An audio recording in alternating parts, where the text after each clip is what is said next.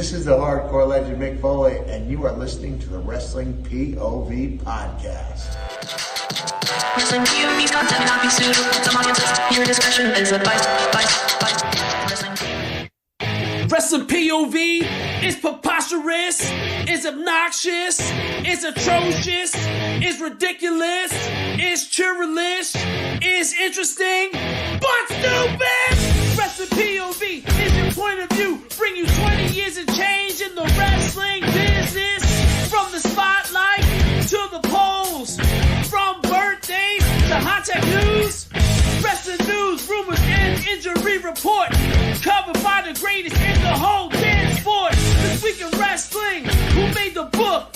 5 second shuffle, pay-per-view, points game. Love, peace, and wrestling is what they're all about. So sit back, kick back, and hear them all out. A massive releases. No, I'm kidding. Wouldn't be surprising at this point. Just Shane. Do we really care? Not really. I do. We will be talking about this. I've heard conflicting stories. I've heard a lot of stories of what's going on with Mr. Shane O'Mac. I am your host, Tony Diaz, with the $50 man, Clay Cummings. What's going on, people? Elio Canella, the gentleman. Yeah, it's great to be here. And you brought somebody with you from your podcast, Progressive Wrestling. You got Ben Pierce is joining us. How you doing, Ben? I'm good. How are you? We're good. We're good. Are you excited to join this, from what we've been told, a zany crew? Yes, indeed. And you already scored some points, Tony, because you actually pronounced my name right. Oh, really? You know what? I am the last person to pronounce anything right. I even fuck up my own name. He's not lying either. Well, that's kind of embarrassing, but okay. It's very embarrassing. If you listen to the show, if I get tongue-tied, forget it. Like there's one with Ruby. Remember Ruby? The other lady, Riot? See, I'm trying not to do it because I'm going to fuck myself up. And they wanted me to say her and say wins the Royal Rumble all at the same time. I remember that. I said, nope, fuck you, man. I'm not doing it. All right. Well, I'll tell you what. You only had to say my name that one time, so you're good. That was it. I might say it at the end of the show. I don't know yet. But yeah, no, I'm bad with that. But yeah, man, fucking Shane. We might as well get right into it right now with the Facebook post. But Shane McMahon report of being quietly let go. Quietly let go. Can you imagine that shit? Yeah. Nothing's yet to be confirmed, but it's likely true. From what I'm hearing is that he was in charge of the Royal Rumble for the men's. And he wanted to do certain things because, man. Now, here's the thing. If this part is true, then I'm just like, no. Apparently, he was supposed to fight for the title at WrestleMania against Lashley. Oh, no. And he was supposed to be in the Elimination Chamber. That would have been a bad idea. That would Yeah, have been terrible. you think? Yeah, that would have been terrible. Yeah. So, something was supposed to happen in the Rumble where he was supposed to do like a program, I think with Riddle or some shit like that. And then they're saying Riddle was supposed to win it. They took that out the picture. Then they're saying Orton was supposed to win it. They took that out the picture. And then Shane, he wanted to do some things to tell the story going into WrestleMania, starting at the Royal Rumble. Every idea that he had was nixed. They said, nope, bad idea, don't like it. Brock Lesnar came out and said, I want to do this, this, and this. And Vince McMahon was like, sure, you got it, pal. Does that surprise you, though? No, it don't. I mean, really? It doesn't. I don't think he likes his son. Seriously, because I always crack up with the tweets when it's Stephanie's birthday. Oh, my precious daughter, Stephanie, happy birthday. I love you so much. And then Triple H's birthday. Triple H, my favorite son-in-law. Happy birthday, man. I love you so much. The Rock's birthday. One of the greatest persons I've ever met. Happy birthday, Dwayne The Rock Johnson. John Cena's birthday. I know you say people can't see you, but I see you, John. Happy birthday. Shane's birthday. It was like, oh, Shane, happy birthday. That was it. Tony, did you rehearse those before we came on the air? No, I did not. Too good. No, I did not. No. Everything comes out of whim. But that's right. He does not like his son. That I think seriously. So apparently backstage he was pitching a fit, acting unprofessional. Obviously he was still in the Rumble, and we saw what happened then. He was getting his shots in at Riddle. I'm sorry to say, but Shane isn't really a top name for me to be taken serious, especially in the Royal Rumble. We get it. Your daddy owns the company, but doesn't give you the right to, try to make everybody else look foolish on your behalf. Whether you was trying to tell a story or not, a lot of people wouldn't like it. I wouldn't have liked it. Get the fuck out of here. No. What do you guys, I'm going to read Josh's comments while you guys marinate on this whole Shane release. Josh Sanders says, yeah, I've never been a fan of tough Shane McMahon. He should never be beating down actual wrestlers. Outsmarting them or using his last name for power is the only thing I see him able to do. He has had some good matches with his fearless jumping stunts in the ring, but it's not a good look anymore. Shane, give it a break. Kevin Owens needs to look tougher, not getting eliminated by Shane O'Mac in the Rumble. Right. Yeah. He is right. Yeah. Absolutely. What are you guys' thoughts on the whole Shane McMahon being released? For me, it was kind of surprising to see that, they would actually release him. We talk about Cody and Brandy's ego. We got to look into Shane's ego, bro. Like, that's even worse. I feel like if he was trying to get himself in the Elimination Chamber, all of a sudden he does these like 3 months of whatever, and then he's gone. It's like, dude, you're not that big to begin with. Yeah. To have a name like there for the title. So surprising that he's gone, yes, but at the same time, I'm glad we didn't see this shit that was about to happen. Oh, tell me about it. Tell me about it. Ben, you're our guest of honor. What are your thoughts on the whole Shane debacle? Well, honestly, I'm surprised that this is as big as it was, because as we've all been saying, Shane's had some cool moments, but he's not a wrestler's wrestler. Right. So the fact that he was even considered to be in the chamber, to me, that is Goldberg level ridiculous. Wow, we'll talk about Goldberg. Jesus Christ. Oh boy. Yeah, don't get me started with Goldberg, man. Well, we're gonna get you started later on when we talk about it. I'm gonna get hot. I think that's for a lot of people. I have my popcorn. Yeah. Yeah. Elio, Yeah. what are your thoughts on this whole Shane debacle? No, for me, Shane getting released doesn't really bother me one bit. What? I was never. What do you I mean? was never. Being released. Never mind. Never mind. I was never a big Shane McMahon fan. And all these ideas you ran down that he had for the Rumble were terrible. Of course. It was all to make him look good. Why was he even in charge of the Rumble? You know what? I don't know. Well, because actually, no. You know what? It's because Triple H has always done the Rumble, and he wasn't there. Right. So it ended up being Shane. I forgot who the other three were. There was a total of 4 guys doing the Rumble. I think Adam Pearce might have been another one, but he couldn't get a word in edgewise because of Shane. Shane wanted to do the whole fucking Rumble by himself and plug his own stuff. Oh, Imagine that. I also wasn't Jamie Noble supposed to be in there because I heard. Yeah. Yeah. Jamie Noble's another one. I want to say Shane Helm. No. Shane Helms did the women's. Actually, he did the women's Royal Rumble with Molly Holly, and I forgot who the other people were. But yeah, Jamie Noble was one. I'm pretty sure Adam Pearce was the other one, and Shane was the other one. But I mean, is your ego that big? I mean, seriously?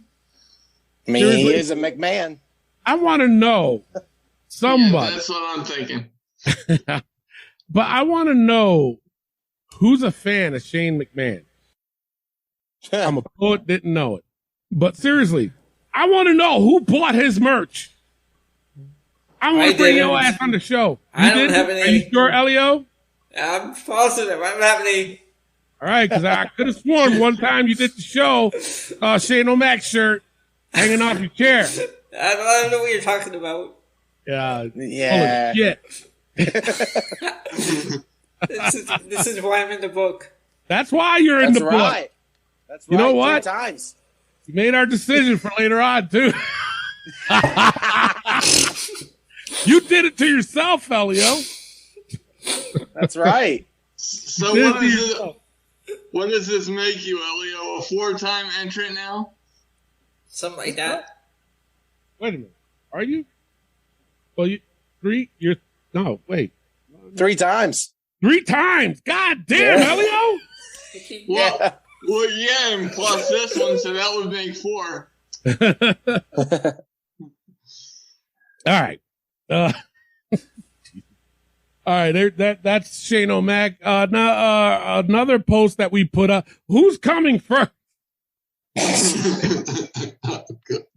it Veer or Alexa Bliss? I will say this. At least with Alexa Bliss, we're actually seeing her on TV. Not wrestling, but she's doing these dumb segments with the psychiatrist. So at least we're seeing that. But who's coming? Who's actually coming first? I got to read this question. Very inappropriate. And I think we put our foot in our mouths on this one. Eduardo Texador says, well, typically the guy does. Damn. He's not wrong. No. Jesus Christ, he is not wrong. I will give him that. Guys, it's that kind of a show. Okay. Yeah, well, today it is. Normally we don't do that, but it's all good. All right. Before we start with the news, what do you guys think? Who's coming first? Jesus Christ. I would honestly think Alexa is. I mean, we're seeing her more on TV than we ever did Veer. I mean, well, not really, because we see his promo every goddamn time we're on Raw. So it's like, yeah, okay. So, I mean, I guess we're seeing the promo, but I mean, we're seeing Alexa do this character again. So I would, if I had to put money on it, I'd say Alexa. Elio. So I was thinking about this, and I was gonna go with Alexa. I'm thinking Veer, and I'll tell you why. Because I can see him either debuting at Elimination Chamber or on Raw the following night. I would say more the Raw the following night. Yeah. Ben, do you care to comment on who's coming first? Well, I hesitate to do so, but I will say it would make more sense to me if it was Alexa Bliss. Yeah. Just because I'm very confused where they're going with Veer. Because, one, we've seen him before. Not with this gimmick, mind you, but one, we've seen him before, and two, he's always on main event. I mean, nobody watches main event, but if you look up the results, he's always on there. So, yeah. I mean, but at this point, to me, he's drawing comparisons. I don't know if you guys remember this, but he's making me think of this guy, Hayden Vance from SmackDown back in the day. I remember him. Because they kept running promos for him again and again and again, and he never showed up. No. So, and the other thing too is, if you believe what you're reading report wise, they don't even have a plan for him. So I would much rather them come up with a plan for him and then debut him. At least from Alexa Bliss's perspective, they're running segments with her. I mean, they're terrible, but at least they're doing something with her. That's right. That's true. I do agree with you on that. Why keep showing them if you don't have plans for them? Why keep showing it? I mean, granted, it's a 30-second clip, if that. Something like that. Still, at least come up with something. With that being said, you got a 3-hour fucking show. You can't come up with anything for him? Jesus Christ. That's true. I think, honestly, if they do start doing something with him, I think they need to start doing make him be a monster, make him because he's a big dude, Stay away from the fact that Disney did a movie about him. I hope they mentioned it just once since when he came in with Shanky. They only mentioned it once, and Corey Graves did that. But stay away from that, Make him look like a beast. He's a big freaking dude. Just make him destroy people, or do that. At least have him come in, beat the crap out of people until you can figure it out. Instead of with this bullshit, Veer is coming to Raw. Oh, geez. Get lotion and tissue. Nasty. Man. Well, that was the visual I didn't need for a Saturday morning. Thank you. But that's what we do here, Ben. That's right. That's how we roll. We give people visuals whether they like it or not. I hope I fucked up everybody's day because our day just got fucked up with it. Yeah. Basically. Pretty nasty, but all right. That is it for our post on Facebook. Let's get right into the wrestling news from around the world. Take it away, Clay. All right, let's get into the wrestling news from around the world.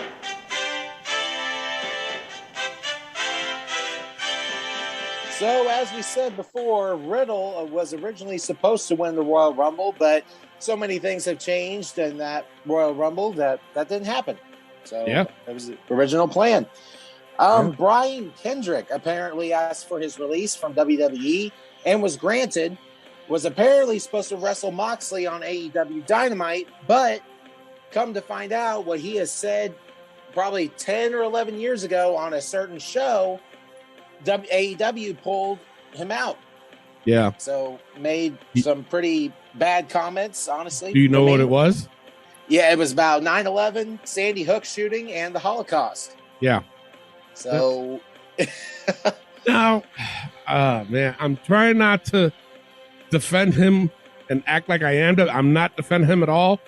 Right. But I guess he's like a conspiracy theorist. Yes. So again, I don't want people to think I'm defending him, but as a conspiracy theorist, these people tend to think that like 9/11, we'll just bring that up. He was making comments saying that the government was behind it, that there was already explosives in the building to make it come down and this and that. Now, I'm going to ask you guys a question. With me just saying that, do you guys really think that was insensitive? Or not really. Like, for me, I don't think so, because everybody's got the right to their own opinion. That's how I feel. And it's not like he said anything like bad towards that. Like, it wasn't like, he could have gone a lot worse with it. But if that's what he actually thinks, who's to say we're the right to tell him he's wrong? Yeah. I feel like everybody's got their own opinion. And if that's how you feel, fine. I don't think it was anything bad per se. And to bring it up something that he said 11 years ago, I think that's kind of pathetic. Yeah. So What do you guys that's just think? me. Well, the one thing that I agree with that Clay just said is he said it 11 years ago, so that is a little bit sad that week that dug up, and then who knows? I mean, his opinions may have changed from 11 years ago. We don't know. At least I don't know if I've heard a statement from him about this. The other side of this though is, are we really surprised that AEW reacted this way? Because they tend to be a very progressively thinking company, and when they've dealt with controversies in the past, Right. they've either tended to distance themselves from it in the case of Jimmy Havoc, or if they're really high on a guy such as Sammy Guevara, they will send him to sensitivity training. Now for me, looking at this, Sammy Guevara's situation was so much worse. Yeah. Than Brian Kendrick's, because he's actually talking about, I'm not going to say the word, but we all know what the story was. Yep. Right. And to me, that is automatically in a whole different stratosphere. I was actually surprised that Sammy Guevara still has a job. I am too. But now I'm a fan of the guy in the ring, so I don't know, but you just never know, because today everybody's so so ready to get their opinions out there, but then again they're not ready to deal with the backlash of what it means to put them out there. You know what I mean? Yeah. Yep. Yeah, I agree with you. I do agree with you. You got a point. Elio, what do you think of this whole mess? Yeah, I mean, something that he commented on 11 years ago, and it's kind of sad that they have to bring it up now. Mm-hmm. But the thing is, like I said, he's just a conspiracy theorist. Yep. I don't think, like, I heard some of it. I did, like, when I heard when he was talking about 9/11, I was like, he ain't saying nothing bad. He's just thinking that the government was fucking behind it. You know what I'm saying? You know who was a big conspiracy theorist? Fucking Bo Dallas. He thinks we got lizard people living in this country, in this world. He thinks there's lizard people. So, I've heard that too. Is that offensive to lizards? I live in the desert. Fucking, there's lizards everywhere. Should I gather them up and be like, you know what Bo Dallas is saying about you motherfuckers? Wow. Seriously. I'm not I'm the advocate for lizards now. And should I be offended because he thinks there's lizard people living in this world? No. People are looking way too much into it. And this was quick. That what happened to him was quick. He asked for his release, got his release, got a match against Moxley, then it got canceled. Like, what the fuck? Wait, what? Yeah, that was it happened fast. Because Wednesday night they had Jon Moxley, and then they announced Wheeler Yuta as the opponent. I'm like, wait a minute, wasn't he supposed to be facing Brian Kendrick? And then I saw the report about him being pulled. Yep. Unreal. It is. I mean, it's a mess up situation on both sides. Like, he's already made his apology for what he said, and all that, and that's all he can really do. I mean, can he take it back? Not really. I mean, what else can he? No. What can he do? You know? And I'm a fan of Brian Kendrick. I really am, but I don't know. It seems like. What do you think? Like, do you think he was in the right, the wrong, or should they went too far? I think honestly, I'm in a mixture with it, because I feel like yes, he was wrong for saying what he said, but at the same time, he could have changed or said numerous things. But I don't know. I feel like AEW as a company is right, but I don't know. There's just a lot to it. Yeah, but what Ben said though is true though. What Sammy Guevara did, is for me, 10 times worse than what Brian Kendrick said in those comments. I agree 100%. 11 years ago. And they sent his ass to sensitivity training. Brian Kendrick, they're like, nope, we don't want you on the show. Like, God damn. Yeah. I mean, it's a balance of different sides. It really is. So that's where I'm at. I'm in the mixture of it. So yeah. We took a long part of your news, but hey, that's all right. That's all good. Yeah. Tony Khan is apparently having a big announcement on Dynamite this week, as it's going to be a new signing. Who do you guys think it is? Keith Lee. That's what I was thinking. I think it's Keith Lee. Yep. Yeah, what do you guys think that is? Yeah, I read about his no compete clause being done. His is up. Mia Yim's is up. Who else? One of the two. Either one. You think so? I think it's Keith Lee, to be honest. Yeah, they're fighting Isaiah Cassidy. They're on Dynamite this week. Who is? The mystery signing. Oh, yeah. Oh, yeah, right. Who else? Somebody else's 90-day clause is up, too. Oh, Karrion Kross. Now going by Killer Kross. Speaking of him, he did an interview with Conan, and let me tell you something. That's a humble dude. He still did not bash WWE in any way when he got released. He kind of knew it was coming, he said. But that's because I think to his credit, he knows how to play the game. Regardless of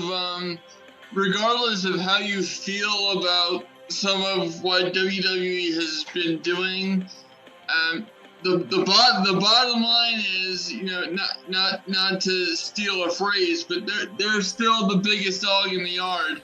Yeah. And there's a reason for that. And when it comes to big time professional wrestling, it's not smart to be burning bridges. That's true. Yeah. It's one thing for guys like us to say, I don't know if WWE should have done that. There's this, that, and the other thing. We're just sitting at our desk shooting the shit because and by the end of the night we turn it off and then move on. But they, talking about the wrestlers, they can't do that because nowadays. But some do. Not all. Some, like Karrion Kross, this is kind of like the first time I've heard a former employee. No, you know what? No, I'll take that back because Daniel Bryan didn't, and he won't. But there's been a few others. But yeah, no, you're right though. I mean, Karrion doesn't want to burn that, or Killer Kross doesn't want to burn that bridge because he might get signed back one day. Who knows? And the thing that's crazy to me, because I looked this up, if you think about it, he's 36, and so who knows how much longer he has. I mean, I don't really see a lot of people pulling a Ric Flair career tenure wise. Yeah. So he might come back around the bend back to WWE, and I hope to God they don't put him in suspenders and a mask. That was giving me worse visuals than Tony earlier on in the show, but nonetheless, shout out to him for being professional. There's still something to be said for taking the high road in this era of social media where everything is, look at me and these people did me wrong and no, they may have, but you have to examine the long-term consequences of what you're doing. What you're saying. Yeah. Because you're right too. And we've said this many times where people, and I'll give an example. This might, and I don't want to hear any shit from any of the listeners, but it's a good example. Look at Big Swole. Okay. Yep. She got released. She talked crazy shit about Tony Khan. And we've talked about this on the show, that if you're a boss, if you owned a wrestling company and you're hearing all this from Big Swole, would you seriously hire her? Seriously. No. You wouldn't. You wouldn't. Karrion Kross or Killer Kross. Sorry. Fuck. You know, he gets released. You listening to this interview that I heard, man, I'm telling you, it's not like he didn't place blame on them. He didn't talk shit about them. He was just like, okay, you release me, I got to move forward. I would hire him in a fucking heartbeat. So Absolutely. You know what I'm saying? So, you know, how do we get to this conversation anyway? Fucking forgot. Talking about the big announcement signing for AEW. Oh, yeah, that's what. My guess is Keith Lee. What are you guys' guess? Holy shit. Keith Lee. Because of the current free agents, I see him as the best fit for AEW. And you know, the other thing that you know everybody might want to talk about is every time, and this annoys me. Every time there's a free agent, it's like, ooh, are they going to the AEW? And for me, it's like, shut the hell up. Because it's like, you know, all these guys are not going to get signed. You know, we're already seeing people get released from AEW. You know, after originally getting signed, it's just like, you know, I mean, who wouldn't sign a CM Punk or an Adam Cole or a Keith Lee or whatever? But the bottom line is, it's only those level of guys that are going to get signed. That's true. Yep. That is true. All right, what else you got, Clay? And my last bit of news is kind of sad, but Ric Flair and his wife Wendy get a divorce. Oh, This is Rick's fifth divorce. Fifth. I've met Wendy at a couple shows. She's a very nice woman. I can't, like it.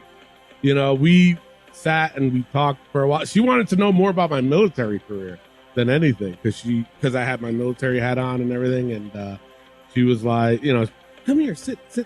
Oh, okay. You know, I was like, I don't want Ric Flair getting pissed.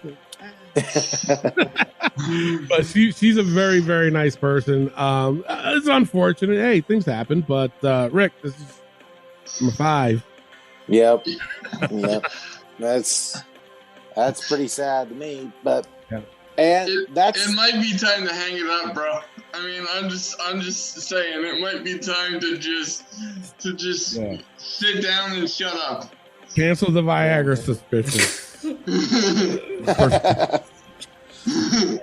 All right. That is all I have for the news. Now we're going to Tony with rumors. All right. AJ Styles on why he decided to re-sign with WWE. This is his quote. He said, "It was easy. I want to be here. This is the place for me. If they let me, I will retire here. I hope to work in WWE in some capacity when I retire. I enjoy what I do." So, you know, we've talked about plenty of times how people are like, oh, how could anybody stay in WWE and blah, blah, blah. AEW's where it's at. Let me tell you something. I always believe that the grass is never greener on the other side. Okay? Yes. I'm not saying anything bad about AEW. I'm sure it's a wonderful place to work at. But sometimes people like structure than free will. You know what I'm saying? With structure, at least you know every day, this is the routine, this is what we need to do, da-da-da-da-da. We have this guy helping, da-da-da-da-da. And AEW is like, all right, what do you want to do? That's what you want to do? Okay, fine. You know, it's like, that's it? Oh my God, I feel so free, and I don't got people telling me what to do. Okay, sometimes that's good. And I always have this belief that wrestlers make the best storytellers. So hire them as far as trying to tell a story in wrestling. If they're a producer or whatever, don't hire these schmoes off of Hollywood and fucking, hey, write a story for this guy. No, sometimes it doesn't work. wrestlers tend to tell the best stories. You know what I'm saying? So, is it really greener on the other side? Sometimes it's not. It's probably a joy to work over at AEW. Probably is. Probably sucks being in WWE because sometimes your voice is not being heard or what have you. But at the same time, if you play the game right, you'll get your way. But you got to play the game right. Don't do it your own way because at the end of the day, Vince still owns that company. Whether you disagree with him or not, he still owns it. He made that company regardless. And if you play the game right, you can be successful. And I'm not just talking about AJ. There's been a plenty of people there that, and going back to Shane, everybody's like, well, fuck, no one's safe. He fired his own son. No, stop. Shut up. Just stop. Because I tell you right now, Cena could go back whenever the fuck he wants with open arms. The Rock can go back anytime he wants with open arms and do whatever the fuck he wants to do. You know what I'm saying? There's to me, I call them lifers. Like AJ's on that list. Orton, he's on that list. Charlotte, she's on that list regardless. Unless she does something really fucked up to get out of there, she's a lifer. There's plenty of lifers there. And I'm sorry to say, people want to bring in race and all this other dumb shit. Then why is Tamina there? She's not the greatest. Why is she still there? Why is R-Truth still there? Why is fucking Titus O'Neil still there? And we haven't even seen him on TV in how long? Well, I can at least try to answer the Titus O'Neil bit. I think for Titus O'Neil's case, he's such a good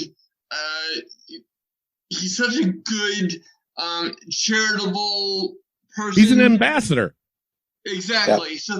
So I will say in Titus O'Neil's case, they don't advertise him as a wrestler because to your point,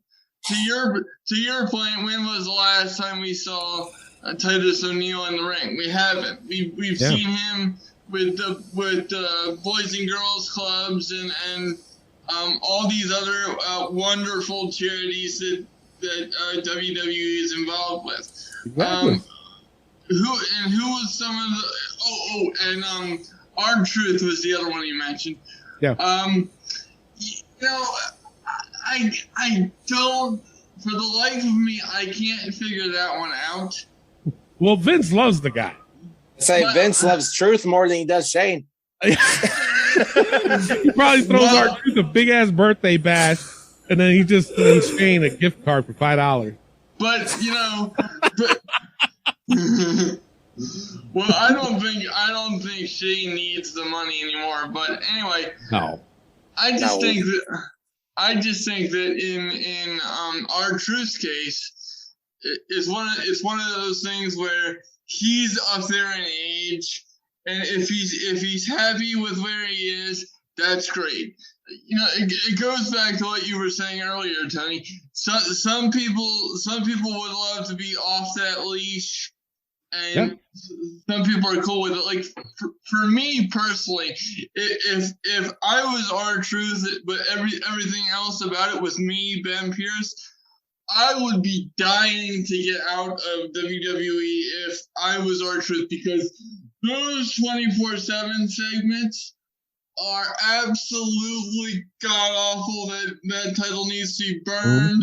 I do not care. It's ran its course.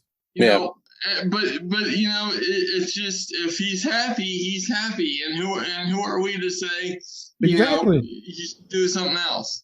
Yeah. Yeah. But it's just, for me, I'm just so tired of hearing people saying that, like the companies are racist or they don't care about their talent and all this other. I'm just tired of hearing that, because it's like, seriously, even Tozawa, Tozawa's still there. He could easily hire these. He's still there. So, all right, let's move on. Santino Marella, you guys remember him? Absolutely. His daughter, Bianca Corelli, she signed with WWE and will report at the Performance Center in a couple weeks. Okay. Wow. So I've seen pictures of her. Pretty girl, young. Looks like she can't.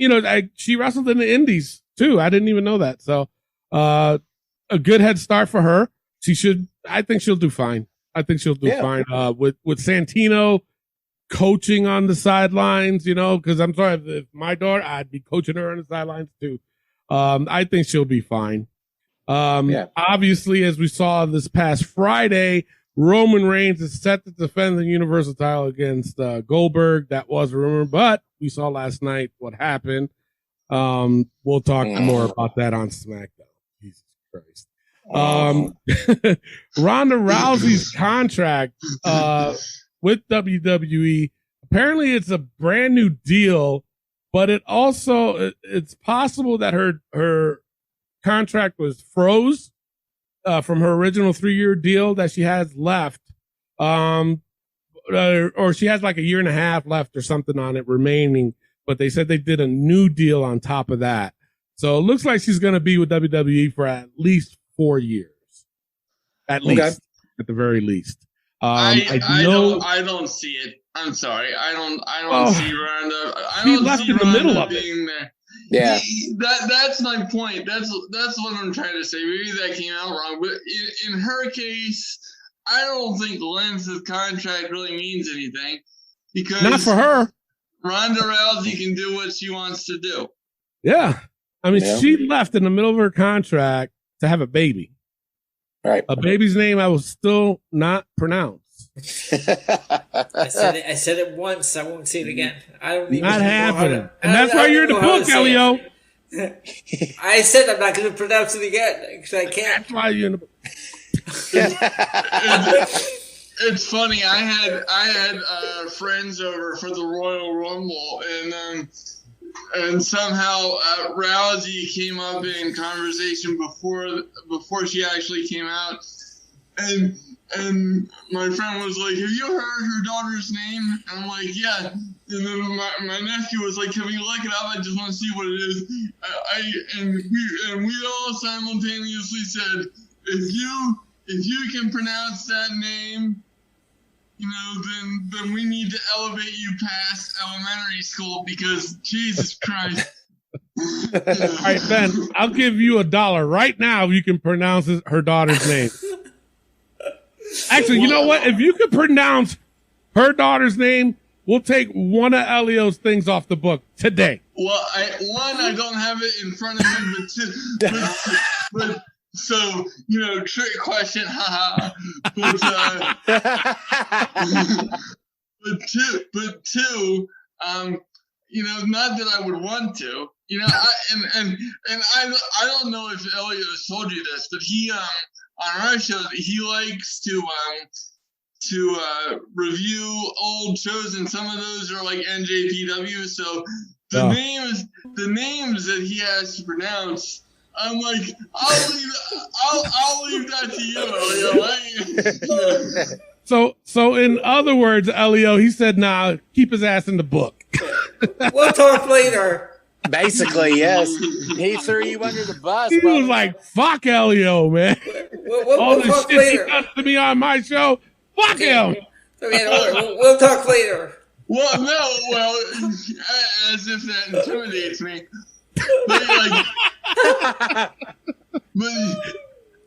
But you were the one that were telling me, how many times you've been in the book, and then he was also telling me, maybe you can come up with something that you can put in the book.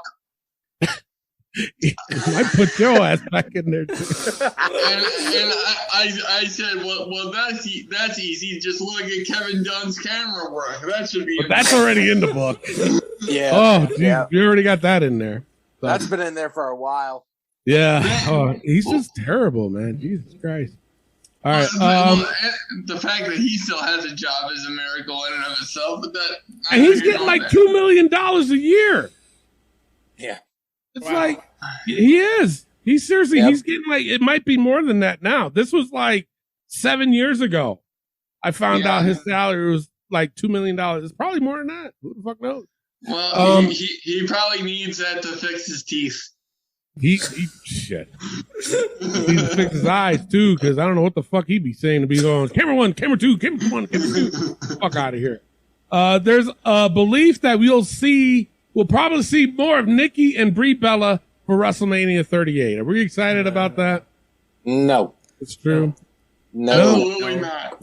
No. I mean, I'm not, but I was still like, when they showed up at the Rumble, I was like, oh, all right. Yeah, I mean That was it. That's them now. It's like a one-time showing is fine, but I Yeah. don't want to see no storyline with the Bella Twins. I'm sorry. No. No. And who would I it be don't. with? The tag team? Oh my God. The tag team. Who's tag champions anyway? Jesus Christ, I forgot. Carmella and Queen Zelina. Oh yeah, Carmella and Zelina Vega. Oh my God, go after that. Oh, we really want to see that. All right, so up next we have the last one. You guys are gonna crack up with this shit. Jesus Christ. Based on the angle at the Jackass Forever premiere, did you guys hear about this? Yep. And WWE survey asking fans their opinion of Johnny Knoxville's run with the company. There's a lot of speculation Knoxville's feud with Sami Zayn will extend until WrestleMania. Oh boy. Yeah. Yeah. Just like I said about the Bella Twins, Johnny's Knoxville's another guy that I only want to see like one time, and then after that, it's like, you know, you're pushing it. But you know what? I honestly think it could work. I really do, because how Sammy is, I think can pull that, you know, out of Johnny. So Yeah. Well, but will this be? Is this going to be the comedy skit for WrestleMania? I mean, I guess this is their celebrity segment because Right. they're really struggling for star status at WrestleMania. Yes, they are. Yeah. I don't know. I want. I'm not going to be opposed to it. Right. But I'd rather honestly see Sammy versus Nakamura at WrestleMania for the belt. I agree. Please, someone take the belt off of Nakamura. Not that I hate him, but I mean, I he's agree not with defending you. it. Yes. He's not doing anything. Nope. He's not doing jack shit with it. So why? Who else? I mean, Baron Corbin. Oh, Right. No. Has he ever held a title? Baron He Corbin? won the United Didn't he have States the U.S. Championship. Yeah, the U.S. Championship. Has he? Yeah. Yeah. That's And a long Money in time the ago Bank. because I don't remember. Yeah, that was Yeah. in 2017, I believe. Wow. Yep. Yeah, when he was still doing the lone wolf gimmick, I think. Yeah. Yeah. Yeah. Wow. Well, oh well. All right. I wouldn't be opposed to Baron Corbin going for the title. You Right. know what I'm saying? But I'd rather have Sami Zayn go after it than Baron. Because honestly, Sami Zayn will tell a better story in that than Baron Corbin will. You know what I'm saying? Yep. It is time. Actually, you know what? That would be a good poll for us. Is it time for shit? No, I don't want to say it like that because people are gonna. I mean, I don't give a fuck, but still, I was gonna say, you know, is it time for Shinsuke to just get rid of that fucking title? Go out, do something else, because right now he's just holding it hostage. I don't want to say it's him. I want to say it's more WWE. I think WWE is like just to keep him happy. Here's an IC title.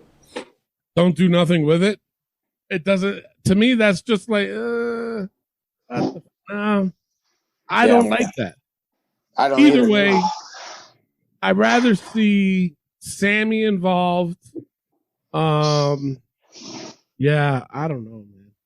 But I mean, what do you guys think with him and Jackass or Johnny Knoxville? I mean, I like Sammy with his comedy. Yeah. Yeah, like he's really killing with his comedy. Although the insane segments have been bad, but just like his promos, his mic work, Yeah. I think he can do it in some of the matches he's had. Yeah. Yeah. Yeah. I don't know, man. I mean, really? Really? All right. That's all I got for rumors. Clay, what do you got for injury? I have no injuries this week. All right. Let's go right into the hot tag news this week. Oh, boy. Ronda Rousey. Does she need a manager? I'll be honest with you. I will be honest with you. I think that when I saw her on Raw, she just did not look like she wanted to be there. You know what I'm saying? That's just me. Her promos, like I've seen her promos where she did good. She's not bad, but I don't know if that's her being her or her memorizing the script. But even the promo that she did on Raw, I was still like, what is she talking about? Are you talking about Rousey? Yeah. Our hot tag news this week. Does Ronda Rousey need a manager? And I was just going over what happened on what my feelings were on Raw. But does she? I'm gonna go with the yes part, especially. But here's the thing: if she's a heel, I would say yes. If she's a baby face, I'm gonna say no, because she needs to talk. She needs to hype the crowd up. She needs to let the crowd believe that, that they got to cheer for her. But if she comes in with that attitude that I saw on Monday on Raw, it's like, girl, do you even want to be there? She was sleepwalking through that thing, Tony. I mean, she really was. But so my recommendation in terms of manager, I know he's with Roman Reigns and that's the big storyline. But please put her with Paul Heyman. That combo would be perfect. That's what a lot of these comments were. Paul Heyman. While the rest of you guys gather your thoughts, here's some comments from our question. Todd Lang, he says no, because her image sells itself. It's the same reason why she doesn't technically need the title either.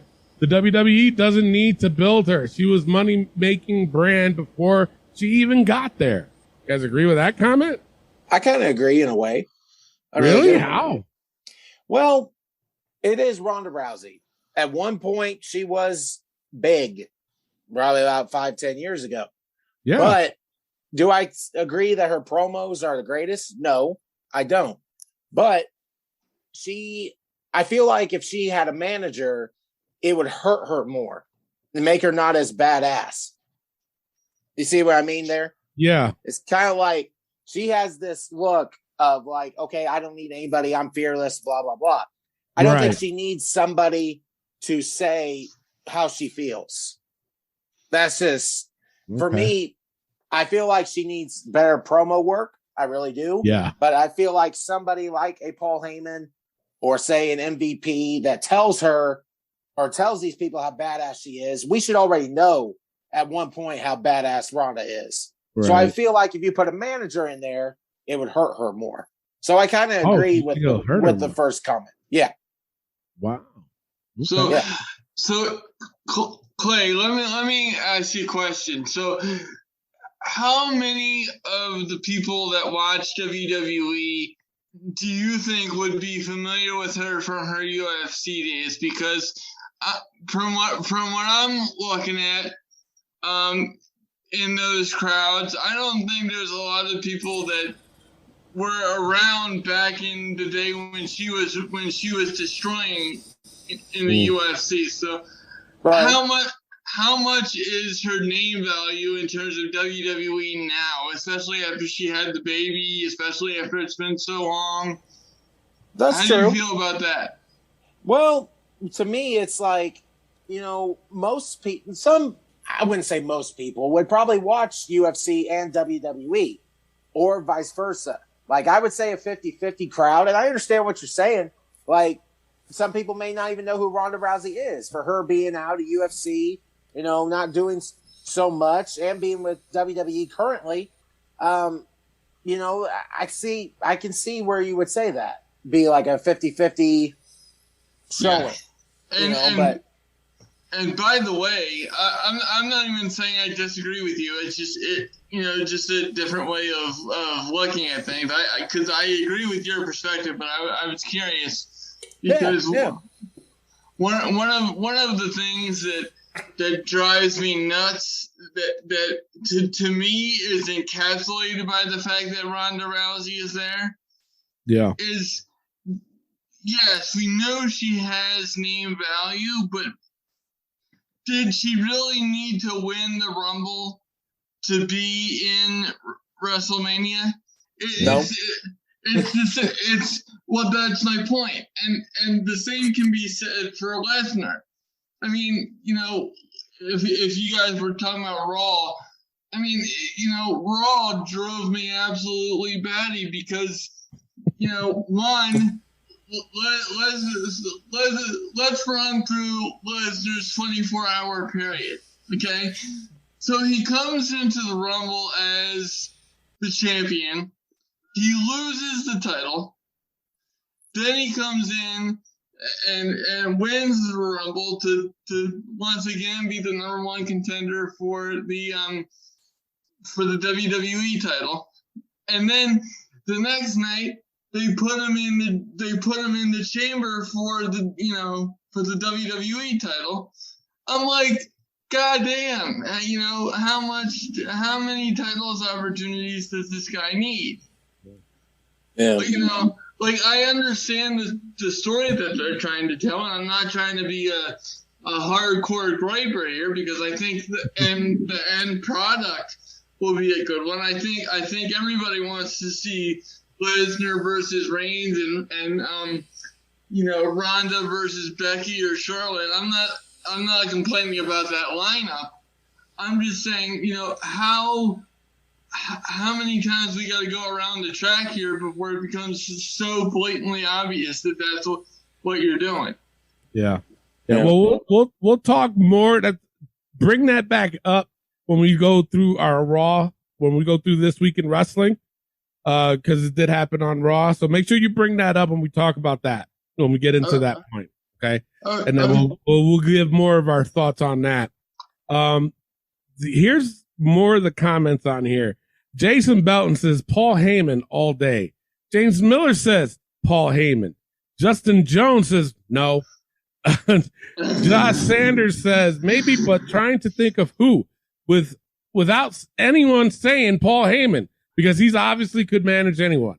But I like her better as a heel and speaking real. Her screw the man and screw the woo promo was awesome.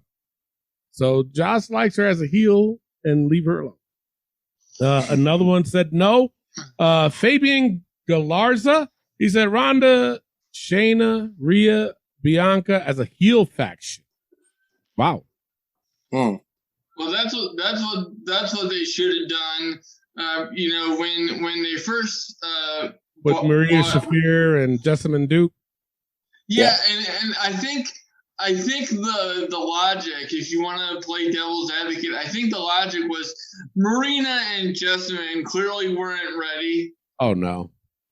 I absolutely agree with that, but you can definitely put Ronda and Shayna there all day long. But speaking of Marina Shafir, did you guys see the picture she posted the other day of herself? No, I didn't. She was working out with a joint in her mouth. I'm like, wow, I didn't know you did that. She was doing like, I don't know what these are called, but if you guys can see the video, what I'm doing, but she was doing one of these and she had the fucking joint in her mouth. So I'm like, what the fuck? Wow. Justin Truax says she's really bad on the mic. So I say, yeah. All right. Sure.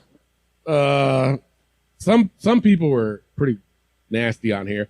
Richard Seville, he says, not impressed with her. It's a disgrace to give her the rowdy name like Piper. Mickey Biggs, I'm going to respond to that, but Mickey Biggs responded to him first and says, actually, Piper gave her that name. All right, well, he took my shit. Piper gave her that name long before she ever made her way to WWE. He was a huge fan of her MMA career. and gave her that name to use way back then. He's right. Yeah. He did. Yep. He did. Absolutely. So 100% right. I don't think she would have done that without his permission to give herself that name of Rowdy. I do have an issue with how they did it. If you see, it's like the same colors and the same design as Roddy Piper's back then. I have an issue with that. You want to be something different, but still have that name, do it something differently. Gary Cooper Jr. said she needs to smile or be a heel. I like her, but she shows no emotion and shouldn't be called Rowdy. Why is that like a subject? That's fucking weird. But either way, I disagree. I agree and disagree with him. She should smile. Yeah. Well, that's the thing where I was confused at is that, all right, wait, are you a heel or a babyface? Which one are you? Because at the Rumble, you came in a little heelish, but after you won and left, you were being a babyface. On Raw, it seemed like you were being a heel and then kind of left as a babyface. So I agree with that, but it's like, wait, what? Apparently there was a long discussion on this. I'm not going to read the whole thing.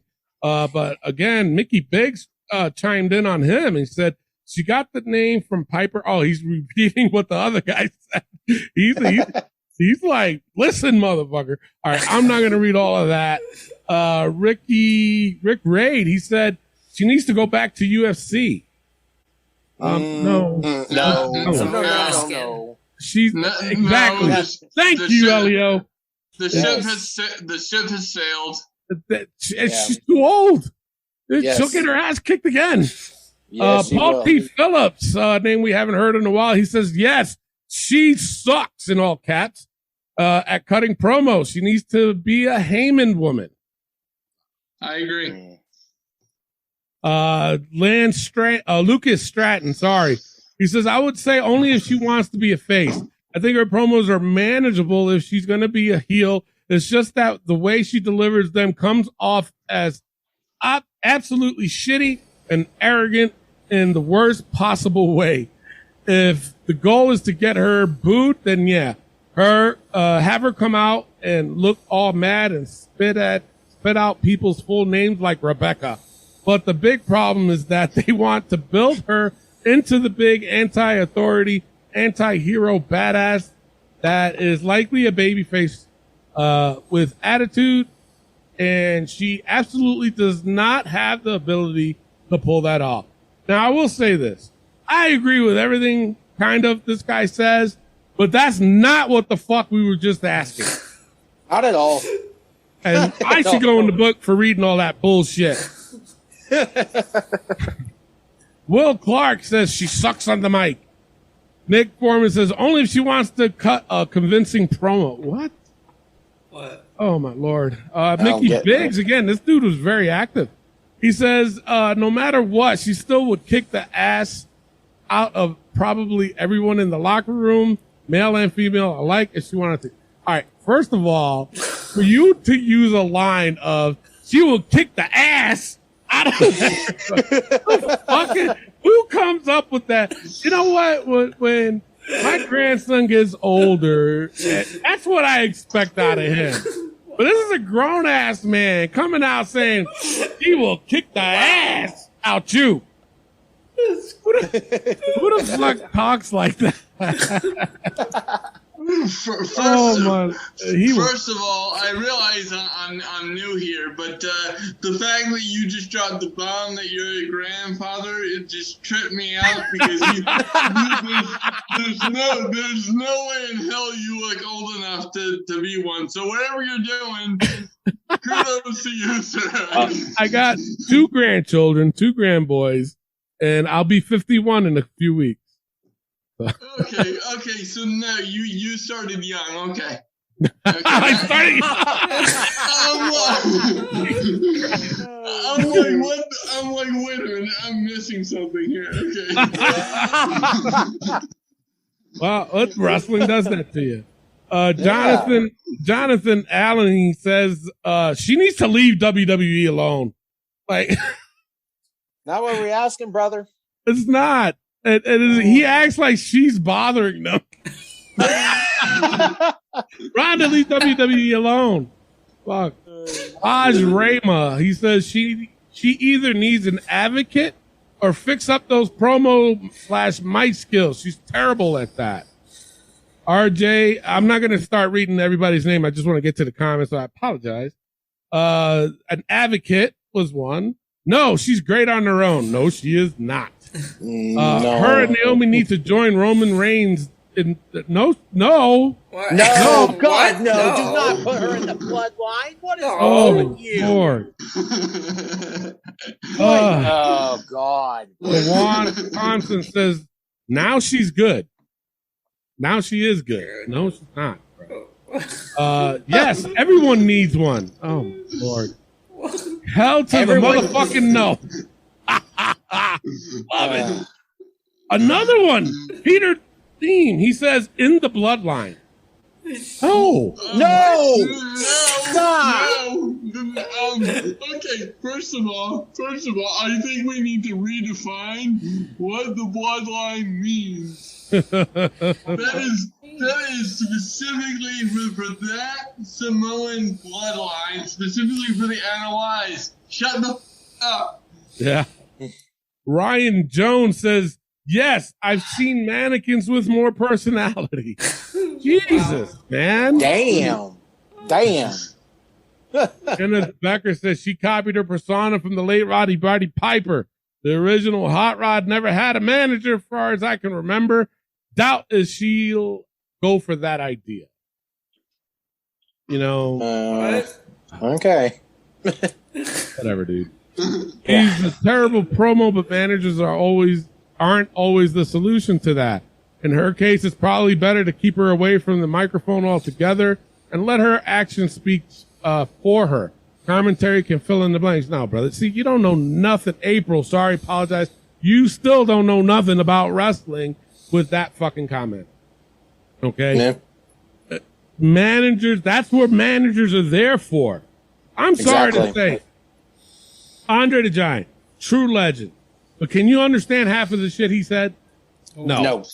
When he had Bobby Heenan, how much better was Andre? A lot better. A lot better. Because Yes. there was somebody speaking for him. Okay? Yep. All he had to do was just stand there and be a badass. You know what I'm Yep. saying? So I totally disagree with that. Mark, he says, manager? No. She needs a different job. Wow. All right, last one, then we got to take a break. You guys will get a kick out of that. Scott Rogers says, yes, she does. I would love to see her managed by either MVP.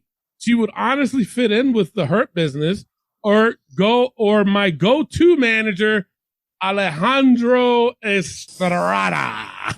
Yes. That's hilarious. That is funny. I like that. That'd be cool though. I really Right? I think it would work. And you know you couldn't say that with a straight face, Clay. No. I liked Alejandro, man, or Estrada. I really did. He was good, man. I don't know why they Yeah. didn't keep him around. I wish they did bring him back. He could help a couple of the guys in there.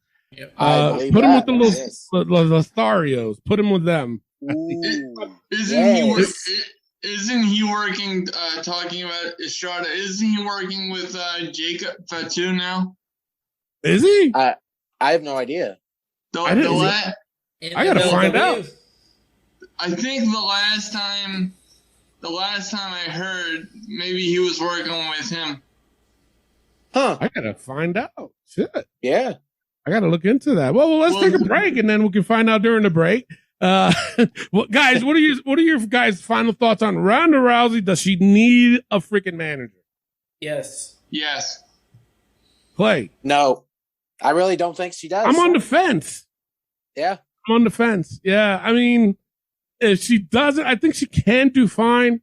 It's just my thing is I'm trying to figure out the good promos that she does.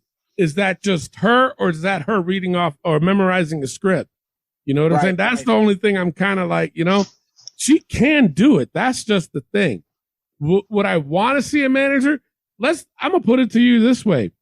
What female wrestler out there now in WWE does not have has a manager? Not one. No. Why are all the guys having these managers? The one thing I will give credit to AEW is that they got Vicky Guerrero in there managing Nyla Rose. Yes. Different story. But at least they're doing that. So I give them that credit. But for WWE, I know where Armando Alejandro is. Where is he? You didn't even wait till the break. You said, fuck y'all. I got it right now. In 2019, he joined All American Wrestling, where he was managing Jacob Fatu. Wow. And what year? 2019. Bro, we're in 2022. What's he doing now, Elio? But hey, at least we know he did manage Jacob Fatu, right? That's cool. Yeah. Wow. Learn something Is every he day. doing that now, Elio? Are you still looking at it?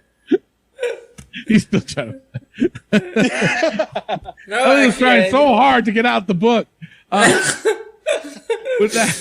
With that being said, we're going to take a quick pause for the cause. When we come back, we got This Week in Wrestling. This is the American Nightmare, Cody Rhodes, and you are listening to the Wrestling POV podcast. Hey guys, this is Kevin Owens. Make sure to listen to the Wrestling POV podcast. Take it easy, guys. And we are back, and we have t-shirts available, 7 different designs, $19.99 each, at ProWrestlingTees.com/WrestlingPOV. And now it's time to get to This Week in Wrestling. Tony, let's get Raw. All right, This Week in Wrestling with Raw. Let's go with low points. I'll go first this week. Mine is going to, and I hate to do this, but my low point is Bianca versus Carmella. I want to see the build-up with Bianca, to be honest.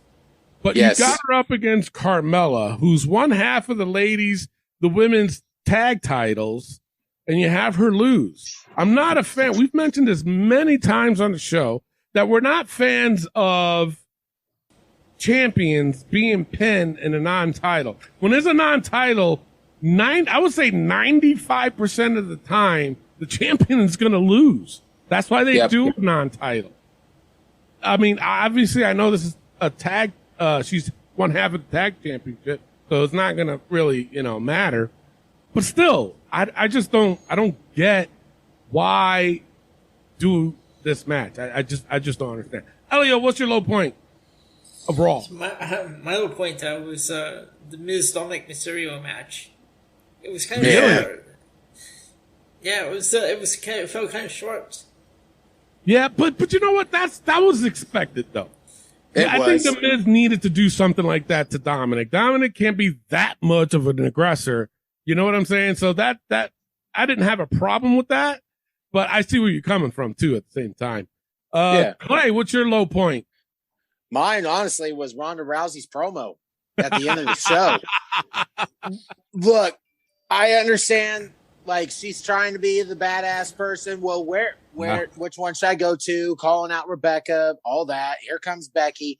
Oh, I'll just tell you. The thing is, her saying Rebecca like 5 times in her promo was like, Becky. Like, it's like, Ronda, shut up. One time was enough. Like, Yeah, and we get it. Right.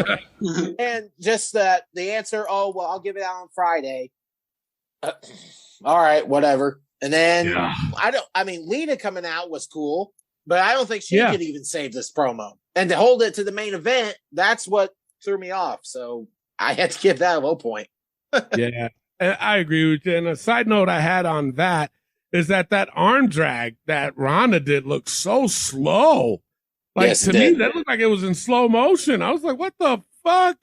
Ronda. Wow. You can tell she took time off.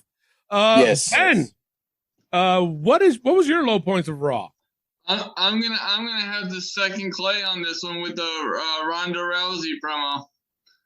And then to add another question to that. I was very confused by Lita coming out and then cutting a promo with Becky, because I'm like, okay, where is the focus supposed to be here? Yeah. Yeah. Like, they could have waited for that for Lita. I agree. until after SmackDown. I was very thrown off by this because obviously the way that they're building Ronda up throughout the show, it's like, oh my God, Ronda Rousey's coming back, and that should be a big deal. But on a multitude of fronts, that promo just failed to do that. Yeah. And so it's like with Ronda being such a big name, if the decision wasn't going to be made the next night, then either you had to do one or two things. One, tell us what brand she's going to be on. Yeah. So that we know. Don't have her on both because that just waters down the whole Ronda Rousey business. And two, you got to tell us who the opponent is regardless because, if you don't, then she just looks like a WWE draft free agent and nobody wants that. Yeah. But I will say this, though. I think the reason why, and I get what you're saying, pick which brand she is, but they always done that if the winner of the Royal Rumble can choose either brand. So, she won the Royal Rumble, so she can show up on both shows. So I get that.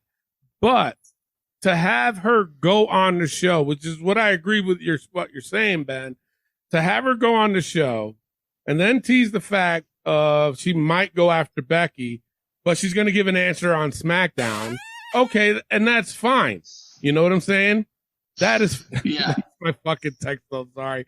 That's fine. That's my daughter. That's how I know it's her. She farts. And that's fine. And I get that. But what they did ruined it with was Lita coming out and then challenging Becky. They should have waited for that for next week. So I understand what you're saying, Ben. Absolutely. It's just, the person that does win the Rumble can be on either show.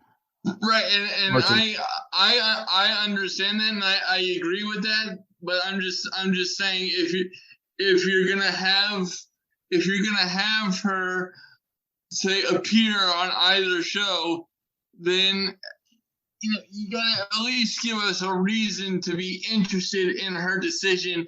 Yeah, that promo didn't do it at all. No, it didn't. Why did that promo even take place? But I think all that was just the tease that she was coming to Raw. That's all I think that was. You know what I'm saying? It was a ratings pop, and logically, oh yeah, of course it was. I understand that, but I'm just the key word for me, which I think WWE misses out on, is logic. Because they expect their concepts or gimmicks to sell everything, and this has been around for so long. The Royal Rumble rules have been around for so long that people should understand this. Yeah. Well, yes, I understand it. I've been watching the show since I was 3 years old. That was 30 years ago. I get it. Mm-hmm. But as a fan, you have to give me a reason to be, logically invested in this emotionally, and that's where they missed the boat. Well, I think the execution of it was poor. Yeah. But to grab you in to watch Raw, it was successful because that's what they wanted you to do. And they teased it again. That part I agree with. And they teased it again for Friday for when she showed up. So, I get what you're saying. All right, let's go into the high points. Actually, we'll start off with you, Ben. What was your high point of Raw? So my high point was the Austin Theory match. I thought that was fantastic. That was a good match, yeah. Yep. Yeah. I like that match. But what about the fact of Austin winning? And that damn KO? Yes. I disagreed with the. I don't know if it damaged him. That's not the right word. Mm-hmm. Yeah. but I just think that Kevin needs something, because ever since he was in that feud with Roman, he's been floating since then.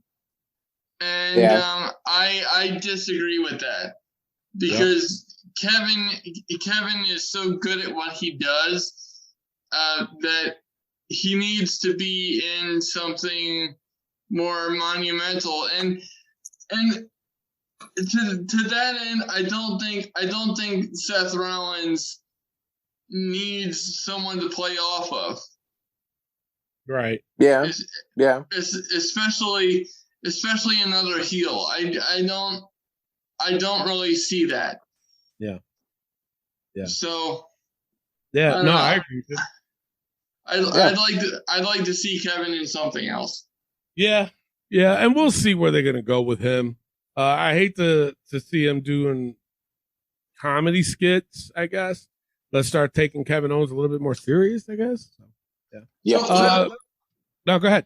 So let me ask you this real quick. If it's not Seth Rollins, as we all agree with, that he should be with somebody else, who would you put him with if you had your choice, whether for a program or a team or whatever the case may be? Well, my thing is, I think he should just go solo. I agree. I think he can do better off being solo. I think with him being with another person, it kind of like makes him less, I guess, if that's poor choice of words, but you know what I'm talking about. I agree. It kind of puts him in the back burner a little bit. You know what I'm saying? So for him to be, with somebody, I think it does. I think it'll take it away from him a little bit. I think, fuck it, just let him go solo. There's really no. Well, he actually, you know what? I would like to see him go with Damian Priest. Have him run a program all the way up to WrestleMania. He was actually, because he was the first one to pin Damian since Damian Priest has been on Raw. Thank you. Continuity and logic. Yeah. So yeah, I would see that. I mean, what do you guys thought on his question?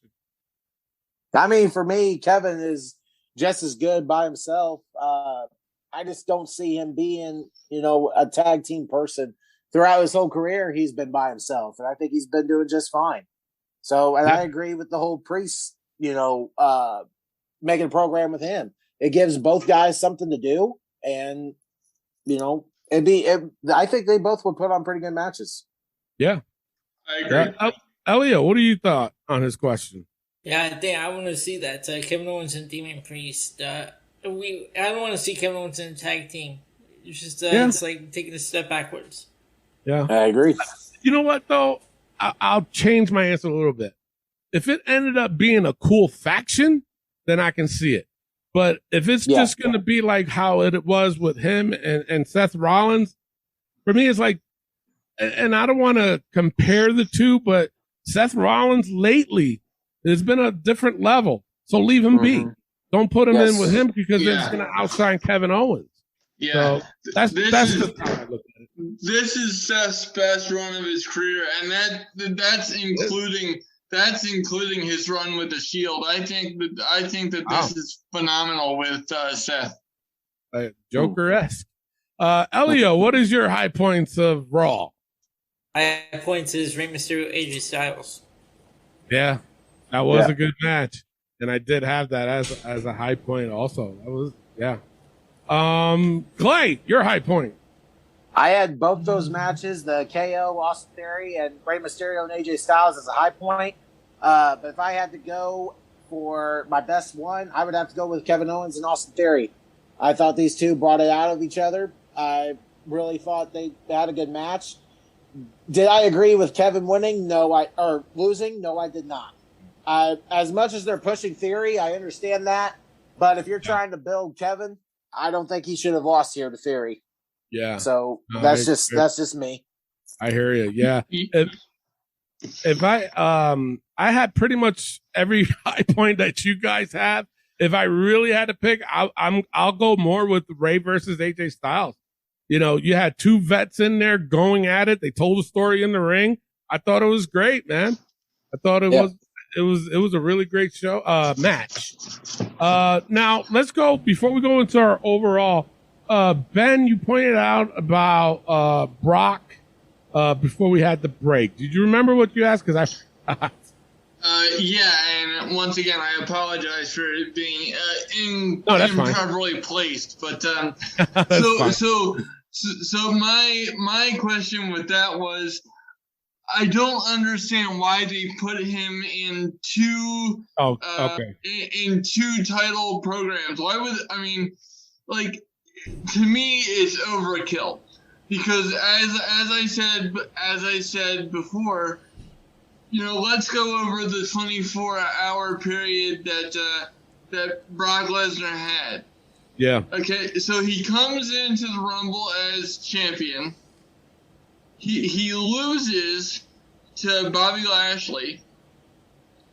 Then he goes into the Rumble, wins it, and then on Monday he's announced for the Elimination Chamber for a different heavyweight title, which begs the question, and I hate having to ask this to the point where I almost apologize.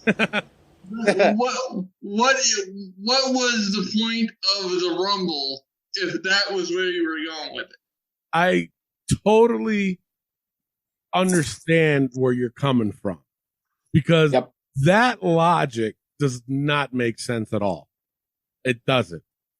My thing is, I think what they were trying to do since the beginning was make it a title versus title match at Mania. I think what threw a monkey wrench in it was the fact that Roman had COVID. Yep. What the outcome was supposed to be with that match, who knows? You know what I'm saying? Was Roman going to lose? And that's a very good point. But also as a subset to that, where does Lashley go? Because if the end goal is to have Roman versus Brock, title versus title, which I don't disagree with, but is Bobby a casualty? Because I hate the thought. Exactly, I hate the thought of someone the caliber of Bobby Lashley being a transitional champion. I do too. I do too. He was, like, we said it a while ago on the show when Lashley was champion before, and Roman, how we were saying that those two guys are both carrying, Lashley was carrying Raw, Roman was carrying SmackDown.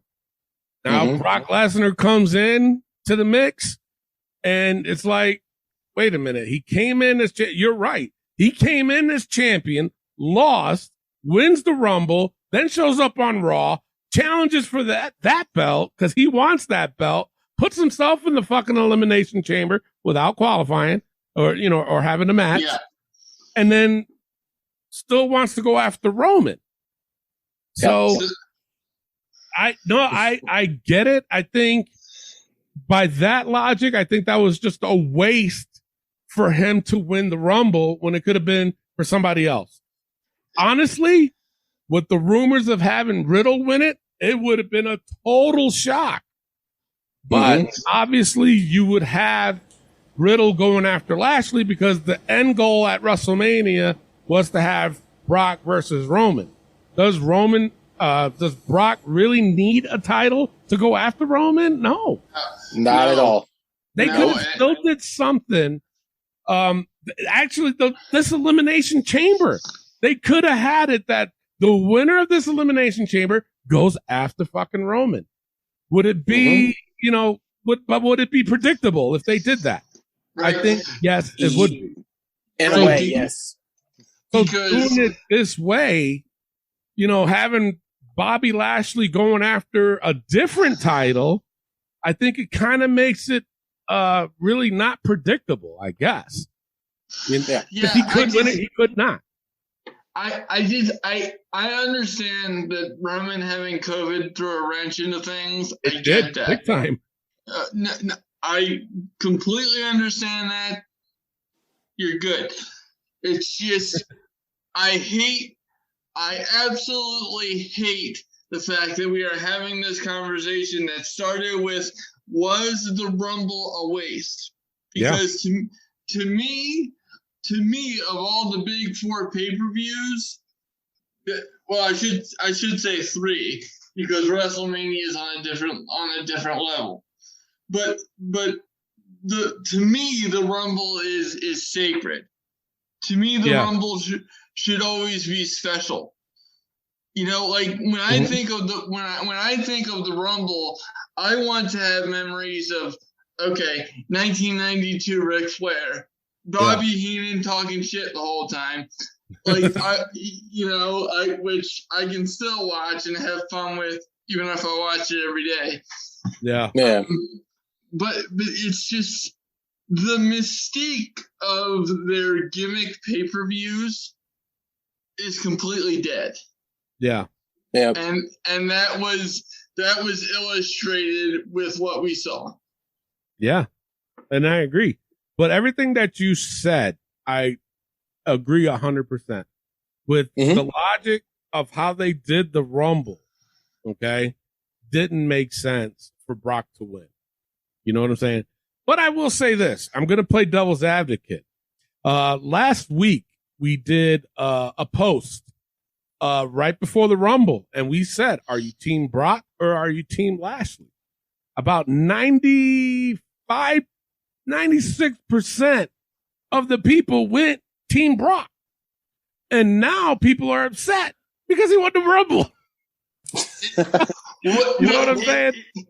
And the thing of it is, what everyone said when they said that they were Team Brock, they all said because he's on a different level right now. He's a completely different character right now. He grew his hair out. We got Cowboy Brock. We got flannel wearing shirt Brock. We got comedian Brock. This is a whole different Brock we're seeing. Yeah, I'm Team Brock. He wins the Rumble, and everyone's like, oh, fuck, what the fuck was that? You know? Just to play devil's advocate. It's true. And it is. It's absolutely true. But also, with this new character, which I absolutely love, but it's also very confusing. How so? Because Brock is supposed to be a killer. Yeah. And I feel like maybe he's not going to be if he's going with Roman. Because logically, as much as I want to see Brock versus Roman, if Brock wins that match, guess who is going to be very, very pissed off and going on a rant on our other show, the likes of which Elio has never seen. It's gonna be me. and Tony, I know you watched one of our shows and got irritated with him when he gave me one of those theme music things when he shouldn't. He was being nice to you.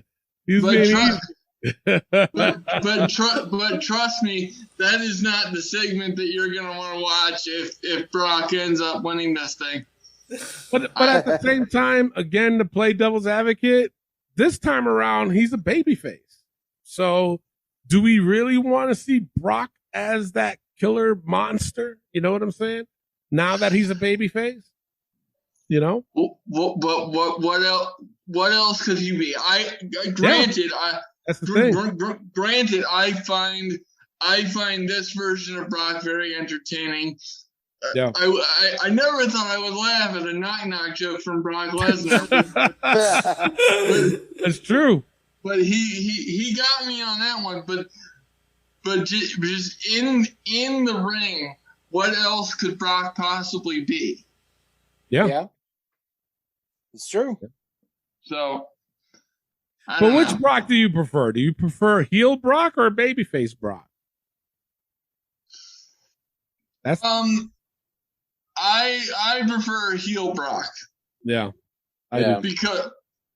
Because I think the combination of Paul Heyman and Brock Lesnar is fantastic. And I confess to you, I am completely 100% a Paul Heyman guy. You know what? I think 100% of this world is a Paul Heyman guy.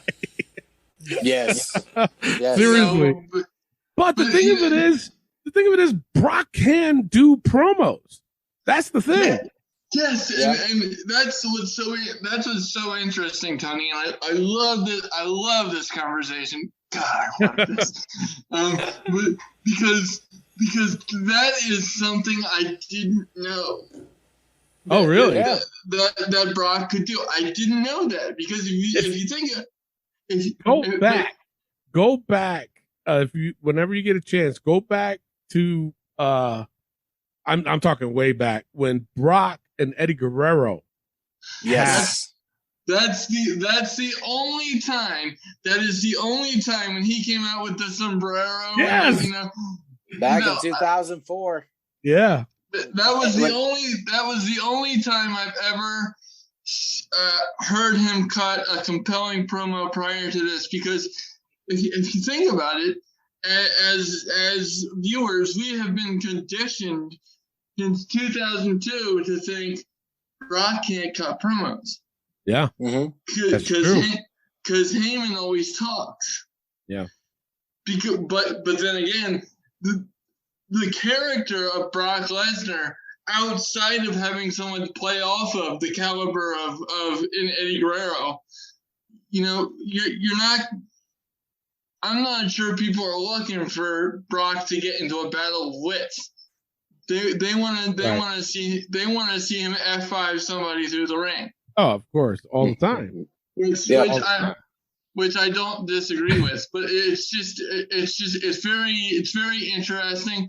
So I think in a way, getting back to our original conversation, I think this opens up some interesting doors if they go the route of a champion versus champion match. Yeah. But if they don't unify the titles, guys, I'm not sure what we're doing here, and I'm not sure the end goal for WWE of a champion versus champion match is to unify the titles. And my question is, if that's not what we're doing, what's the point? Yeah. Yeah. Yeah. But that's something we have to wait and see. That's right. Before we do the overall, I want to, because it's interesting that we threw out the fact of Brock's storyline with Eddie Guerrero back in the day. And I want to throw this over to you, Clay, because you're a huge Eddie Guerrero mark. And I'm saying that in a nice way.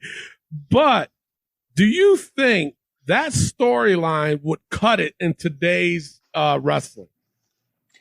Honestly, and you know what? It could only work if Eddie was there doing it.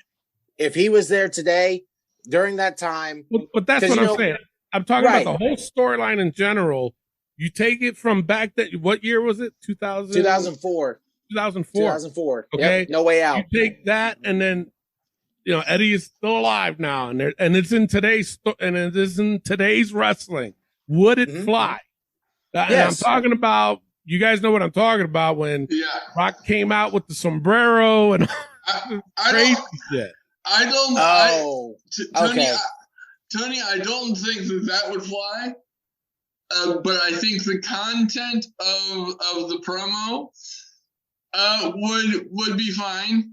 And I think even if you had to change up some of the verbiage of that, I think Eddie was so versatile and entertaining in that regard that he could pull it off. Because Clint, I gotta be honest with you, or Clay, I'm sorry. What did I say, Clint? Bad.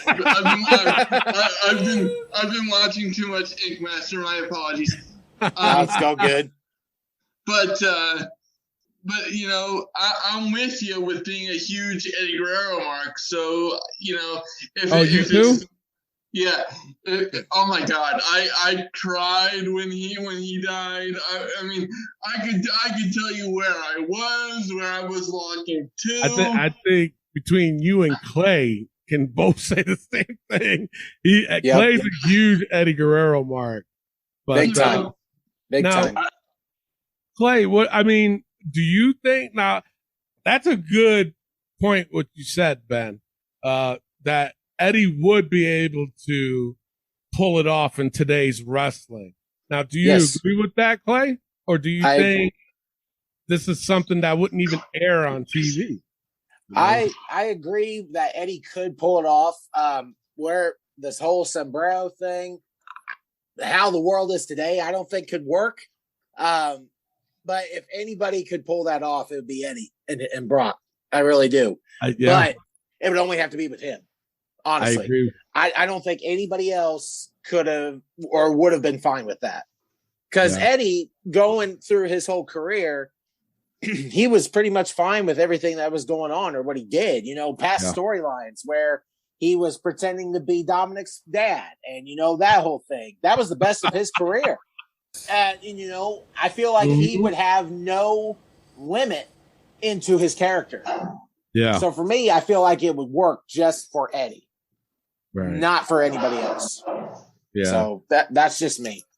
Now, Elio, this whole conversation that we just had, what are your thoughts on who's right, who's wrong? And you know, I've listened to everything, and like Clay said, this can only work with Eddie.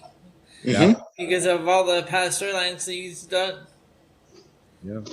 Now, what about the whole thing with Brock and the Royal Rumble? And I mean, should he have won it if he was just gonna go after Lashley to try to make it champion versus champion? I mean, do you agree with that? I mean, they didn't exactly do the scenario I had play out in my head, but we all knew that he would go after Roman. Yeah. Yeah. So, him being put in the Elimination Chamber, I don't know, so they could have had Roman and Brock title without having him in the Elimination Chamber. Yeah. I agree. Yeah. I agree. But I just still think the whole thing with Roman having COVID, I think that just threw a whole monkey wrench into the whole fucking thing. This is probably the longest we ever talked about Raw. So let's go over the overall. Overall, I gave Raw a C+ this week. Ben, what did you give Raw overall? I would give it a C-. Okay. Elio, what's your overall for Raw? I gave it a B-. And Clay, what's your overall? I gave it a B- as well.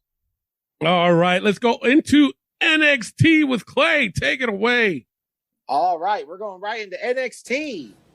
We're going to start off with low points. Elio, your lowest point. My lowest point the Toxic Attraction promo was one. I mean, I told you, from the beginning, I like this faction, but this promo was, I don't know where they were going with this one. Yeah. I agree with you. Tony, your low points. The Carmelo promo with Trick. Oh God. Oh my God. I'm sorry, but Trick is ruining Carmelo. Carmelo does not need Trick. Carmelo is good on his own. He was good before Trick.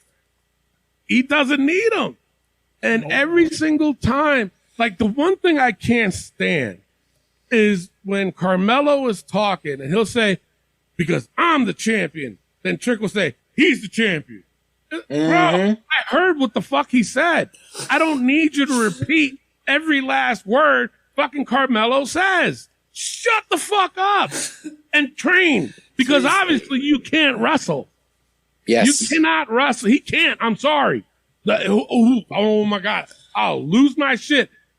If one person comes at me or emails me or emails the show or post something on our Facebook page and say that fucking Trick can wrestle, I'm going to fucking thunder punch you in the throat. Don't come at me with that bullshit. I got angry. Why did I get angry? I got very, very angry. Trick has that effect on people. He does. Yes, he does. Oh my God, I can't stand the dude. For me, it's like, Carmelo's good on his own. You want to throw him as a heel? Fine. But let him do it on his own. He doesn't need Trick. Trick needs to go back into the ring and fucking train. That's my low point, though. All right. Ben, what is your low points? So promo wise, I absolutely agree with the Carmelo Hayes Trick Williams. In ring wise, Cora Jade versus Raquel Gonzalez was a low point. I really can somebody explain to me, because I confess I do not watch this version of NXT because I can't stand it. What? And I'll pose a question to you after we get through with high points and low points about NXT. But okay. what are they trying to? Why are they rushing Cora Jade? She's only 21 and she's in the ring with Raquel Gonzalez. Exactly, and I'm not saying she doesn't have talent, because she does. Yeah. But when she was in that War Games match and she did that, the dive off the cage, my God, I thought I was going to witness a death on television. Yeah. Yeah. But I don't understand what the rush is with Cora Jade. Well, do you guys see something I'm not seeing? Well, I will explain this. This whole NXT 2.0, and I've mentioned it before on the show, what they wanting to do is that they're giving these talents 6 months, right? I said, is it 6 months or 6 weeks? 6 months. They're giving these talents 6 months to prove themselves that they're a talent, that they can be a WWE superstar. So with Cora Jade, she's like the youngest out of all the talent that's there. She just turned 21. They see something in her to give her this kind of push, to give her this kind of TV exposure. But if they're going by the logic that it's 6 months, they got 6 months to prove it. So that's why they're going to keep throwing her on TV and trying to make her, with Raquel Gonzalez, because Raquel Gonzalez was going to be on the main roster already, but they wanted her to work with Cora Jade through the Dusty Classic before they. Honestly, what I see in Cora now, in ring wise, I don't see it, but the look is a perfect mixture to me for Paige and AJ Lee. Yes, I really can see, like, as much as she's developing and how small she is, I can see her, or them seeing her as a mix of Paige and AJ Lee, because she's got a look of Paige. Okay. She's got a kind of mixture of AJ Lee, and I think that's where they're kind of seeing with her. And I'm wondering why she's getting that push. I see it. Yeah. Yeah. No, I definitely see that. So that could be a good reason. Yeah.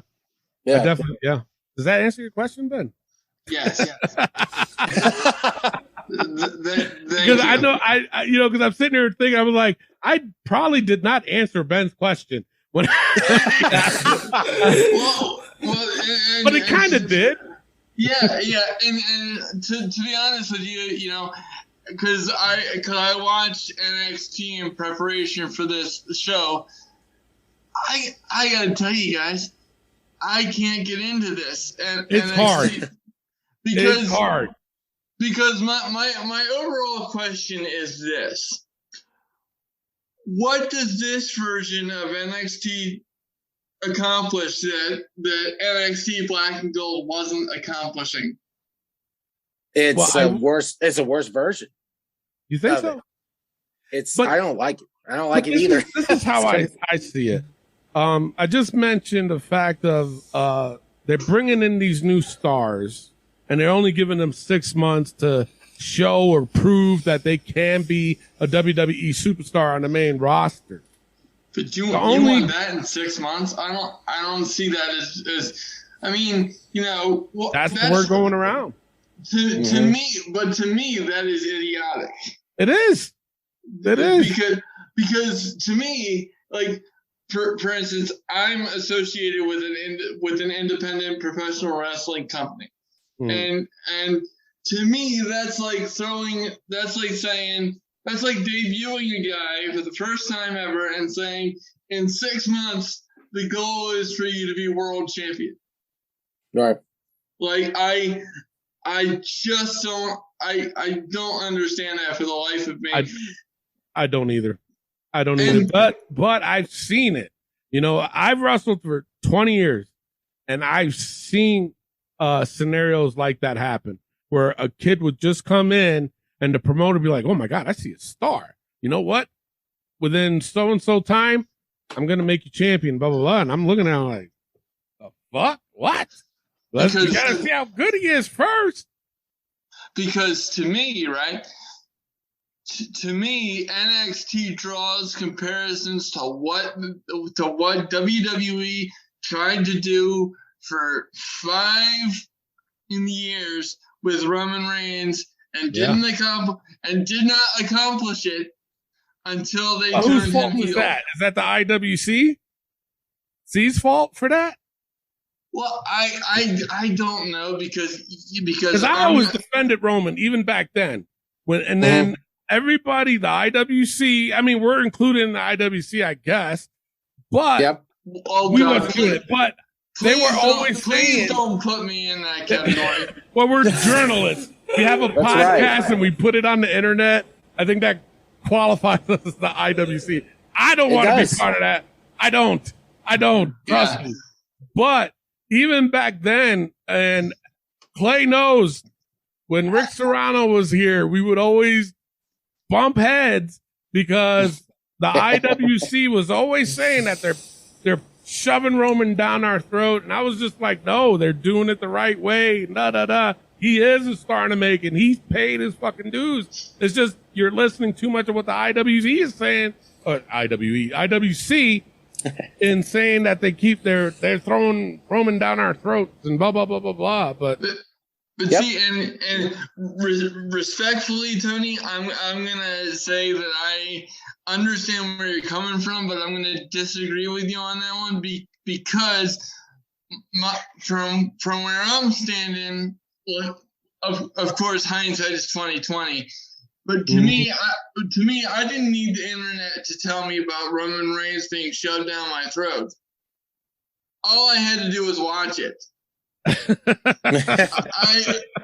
I have now.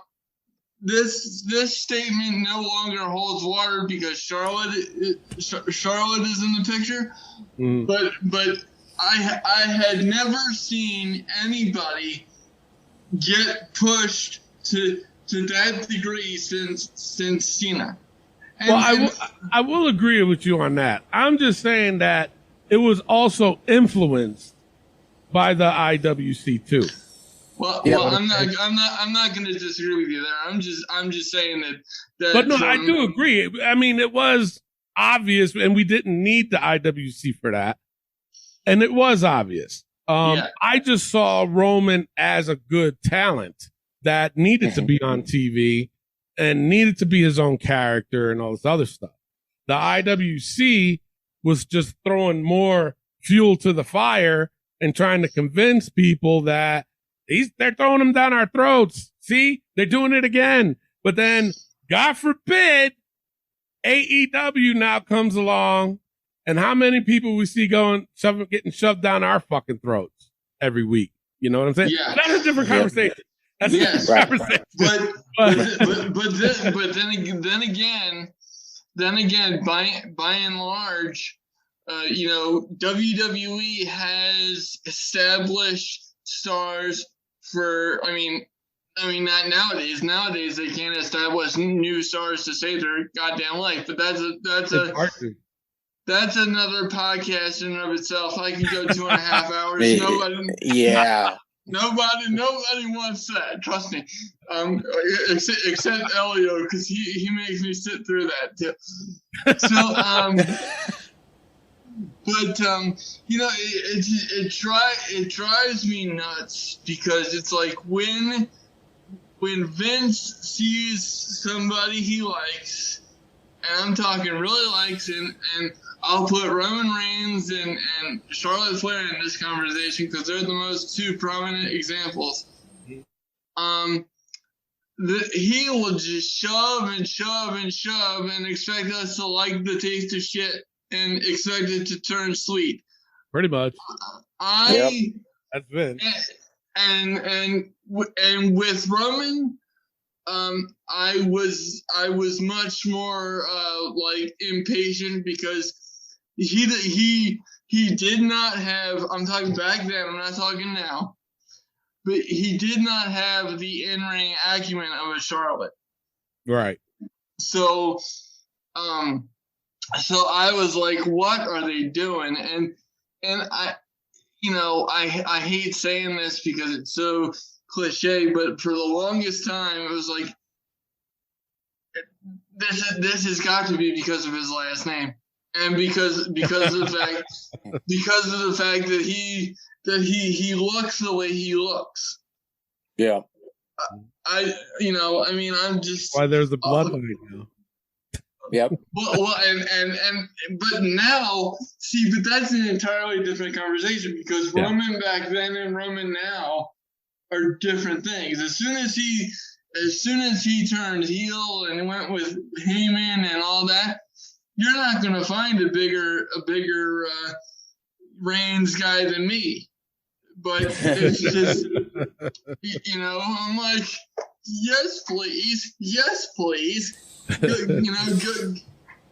Come this way because I tune out of SmackDown when he's not on the screen. That's how important he is. But I'm just. So their inability. We're supposed to be talking NXT, and I went off. I'm sorry. I think we all did. but it just drives me absolutely insane because it's like some things are so obvious to me. Like, okay, this is the direction that they should go. This is the direction that if you went this way, it would at least be an interesting journey, But I don't know if Vince is operating on a different timetable or stratosphere or what he's smoking or whatever the hell. He's getting older, and then to go back to what we initially was talking was about trying to get what's the difference now between this NXT and the old NXT. And honestly, the main difference is Triple H. Triple H was running the old NXT. Exactly. Look who's running the new NXT.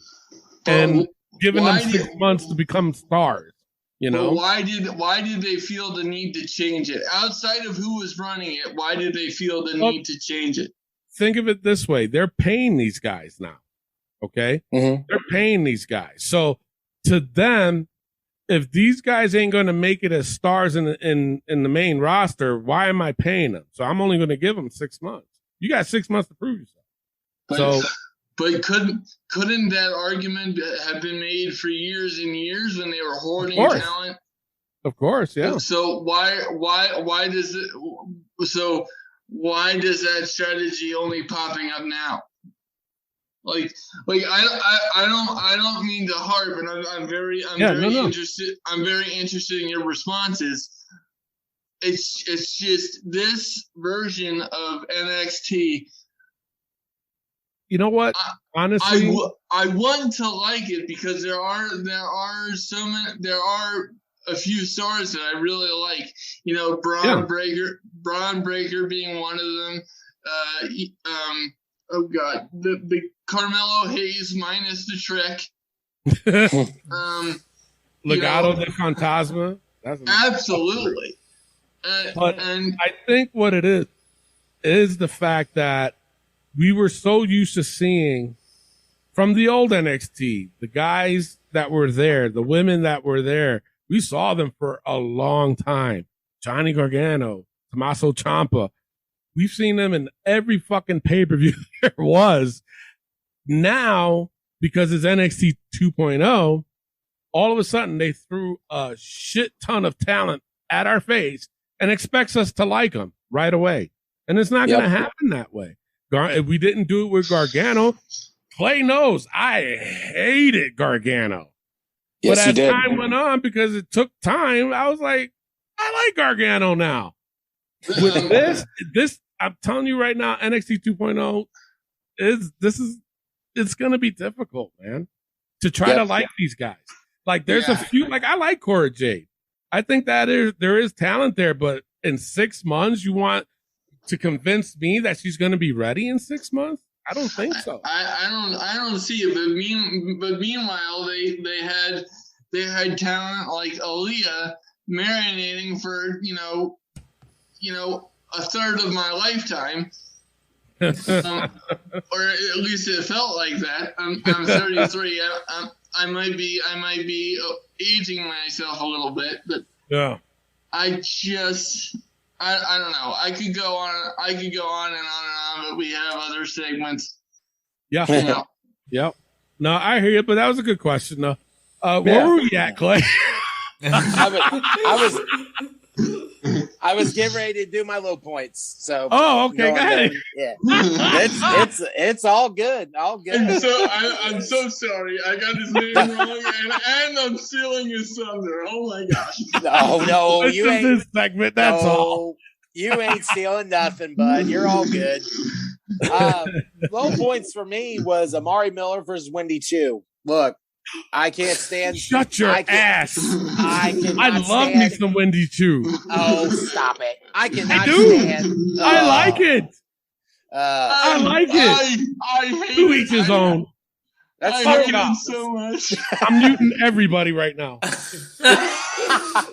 I like Wendy Chu. Oh gosh, I don't get it. What about it? And I'm not being a smartass, I promise. What about it do you like? All right. You know what? We've talked about it many times on this show. How sometimes WWE does the stereotype. You know, if they're a black guy, they got to be a rapper. If they're or Asian, they have to be a ninja. Wendy Chu defies all that. She's a person that loves to sleep. She captured my heart because I love to sleep. That's all. Yes, well, guess what? Her match with Amari Miller put me to sleep. Put you to sleep. I agree with Or that. put Clay to sleep because that was his low point. Go ahead, Clay. It was. It's just bad. I just did not enjoy this. Plus, you add Tiffany Stratton to the mix and saying, "Oh well, if you win, you'll get my daddy's credit card." And What do you guys think of that character right now, Tiffany Stratton? Is it working? I don't like it. No. Nope. It ain't working. No. This is like the worst, millennial case ever. And I just, I'm gonna say something. I hope it doesn't alienate some of your viewers. In general, I have always gotten along better with much older people because I cannot stand millennials at all. Should I mute it, Elio? The fuck? but it's Elio and I are like best friends. We get it, but it's just Tiffany Stratton just is like the worst of every attribute that annoys me. I agree with you.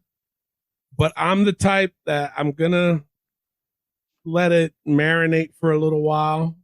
Right now I don't like it. I'll tell you that. I'll be honest. I don't like it, but I still want to see where they're going with this. This is kind of like a first time for me seeing a character like that. That's a spoiled fucking brat. A Danny. It might work. I don't know. So I'm going to give it time. But don't we already have that in a Charlotte Flair? Not really. No. Not really. No. She No, doesn't Charlotte's really a whole talk different about her person. dad much. Yeah, yeah, that's true too. Yeah. So, all right, Clay. Damn, Clay, I'm shocked, man. Wendy Chu, you I on my can't. girl. I can't, man. I'm sorry. Shame on. I agree with you, Clay. All I right. thoroughly agree with you. Yeah, all right. You know what? I'm putting all three of you motherfuckers in the book. Well, then you won't have much of a show because we're driving this thing, right? Damn. Wow. Whoa. I got the power. That's right. That's right. I'm kidding. I'm kidding. Oh, Yeah. High points. Elio, let's hear your high points. Imperium and Diamond Mine. good match. That was yeah. a good match. Yeah, I agree. Did you notice everyone kept chanting Walter? Yes. Yes. Oh my God. I just don't. They're not gonna I just let him don't see down the for that. point. Yeah. No, I think that's going to keep happening throughout NXT. I guarantee it. Tony, your high points. Mine was Braun and Ciampa versus Legado de Fantasma. I thought that was a good matchup. It was. I mean, I'm not taking away from Imperium. That was mine. I just wanted to be different because I did have Imperium and Diamond Mine as a high point. But this one here, Braun and Ciampa, that was also a high point for me. Very good match. I liked it. It was good. All right. Ben, what was your high points? Diamond Mine versus Imperium. Absolutely. That was a really good match. I do have both of the matches as a high point, but I will give the nod to Braun Breaker and Tommaso Ciampa versus Legado del Fantasma. I thought this was a great main event. I thought these guys did really well together.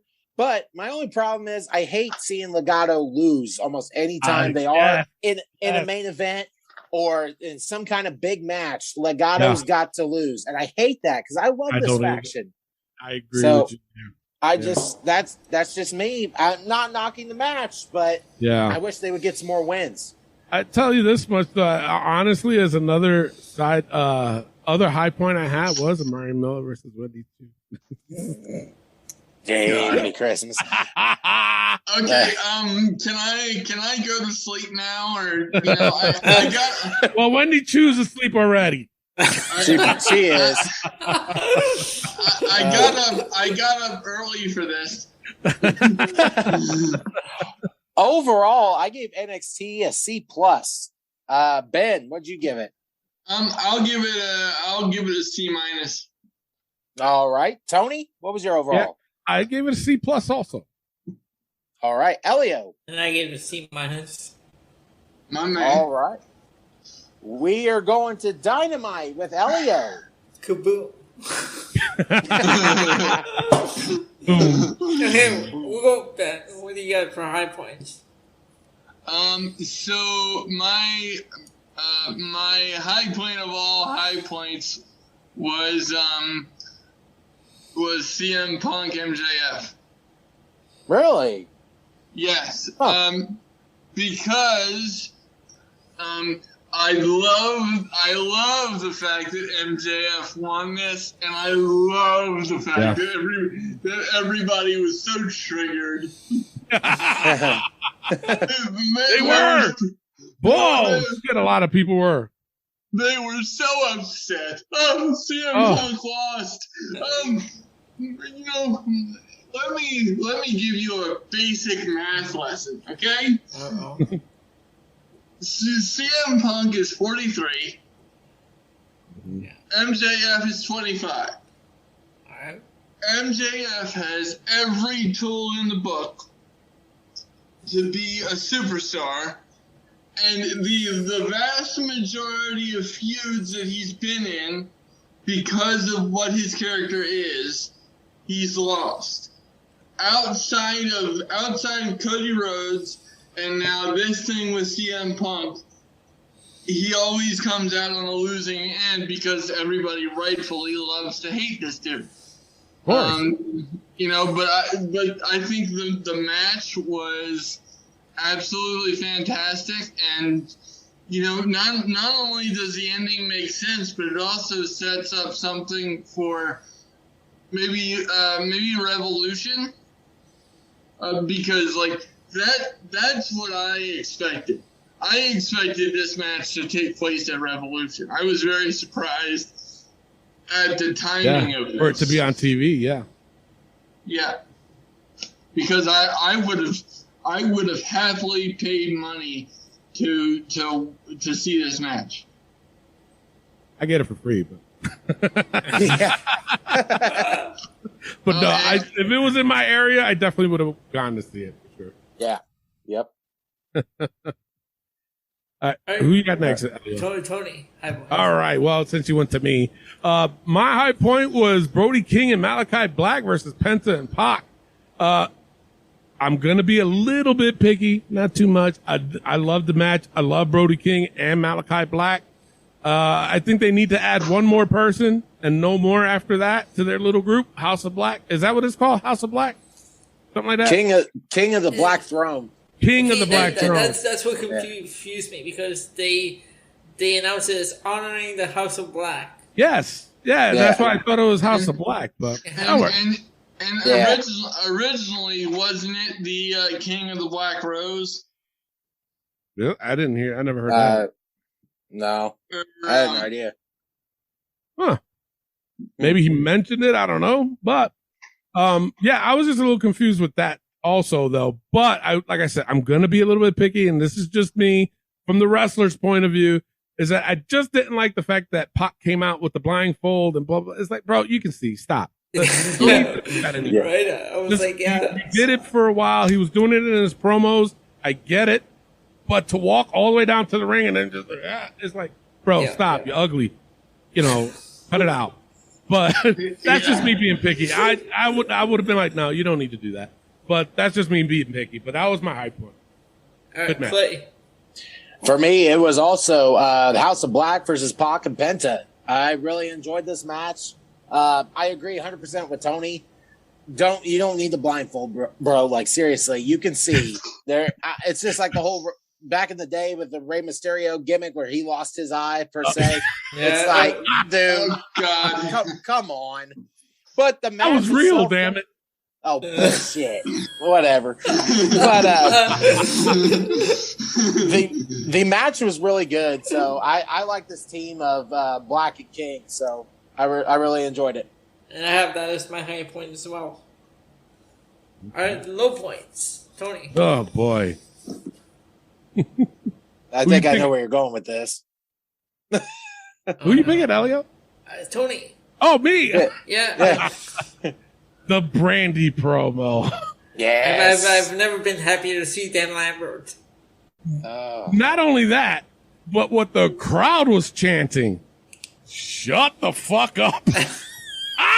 Yes. Well, the funny thing is that she came in as a baby face and totally fucked up that she's in Chicago and calls it Cleveland.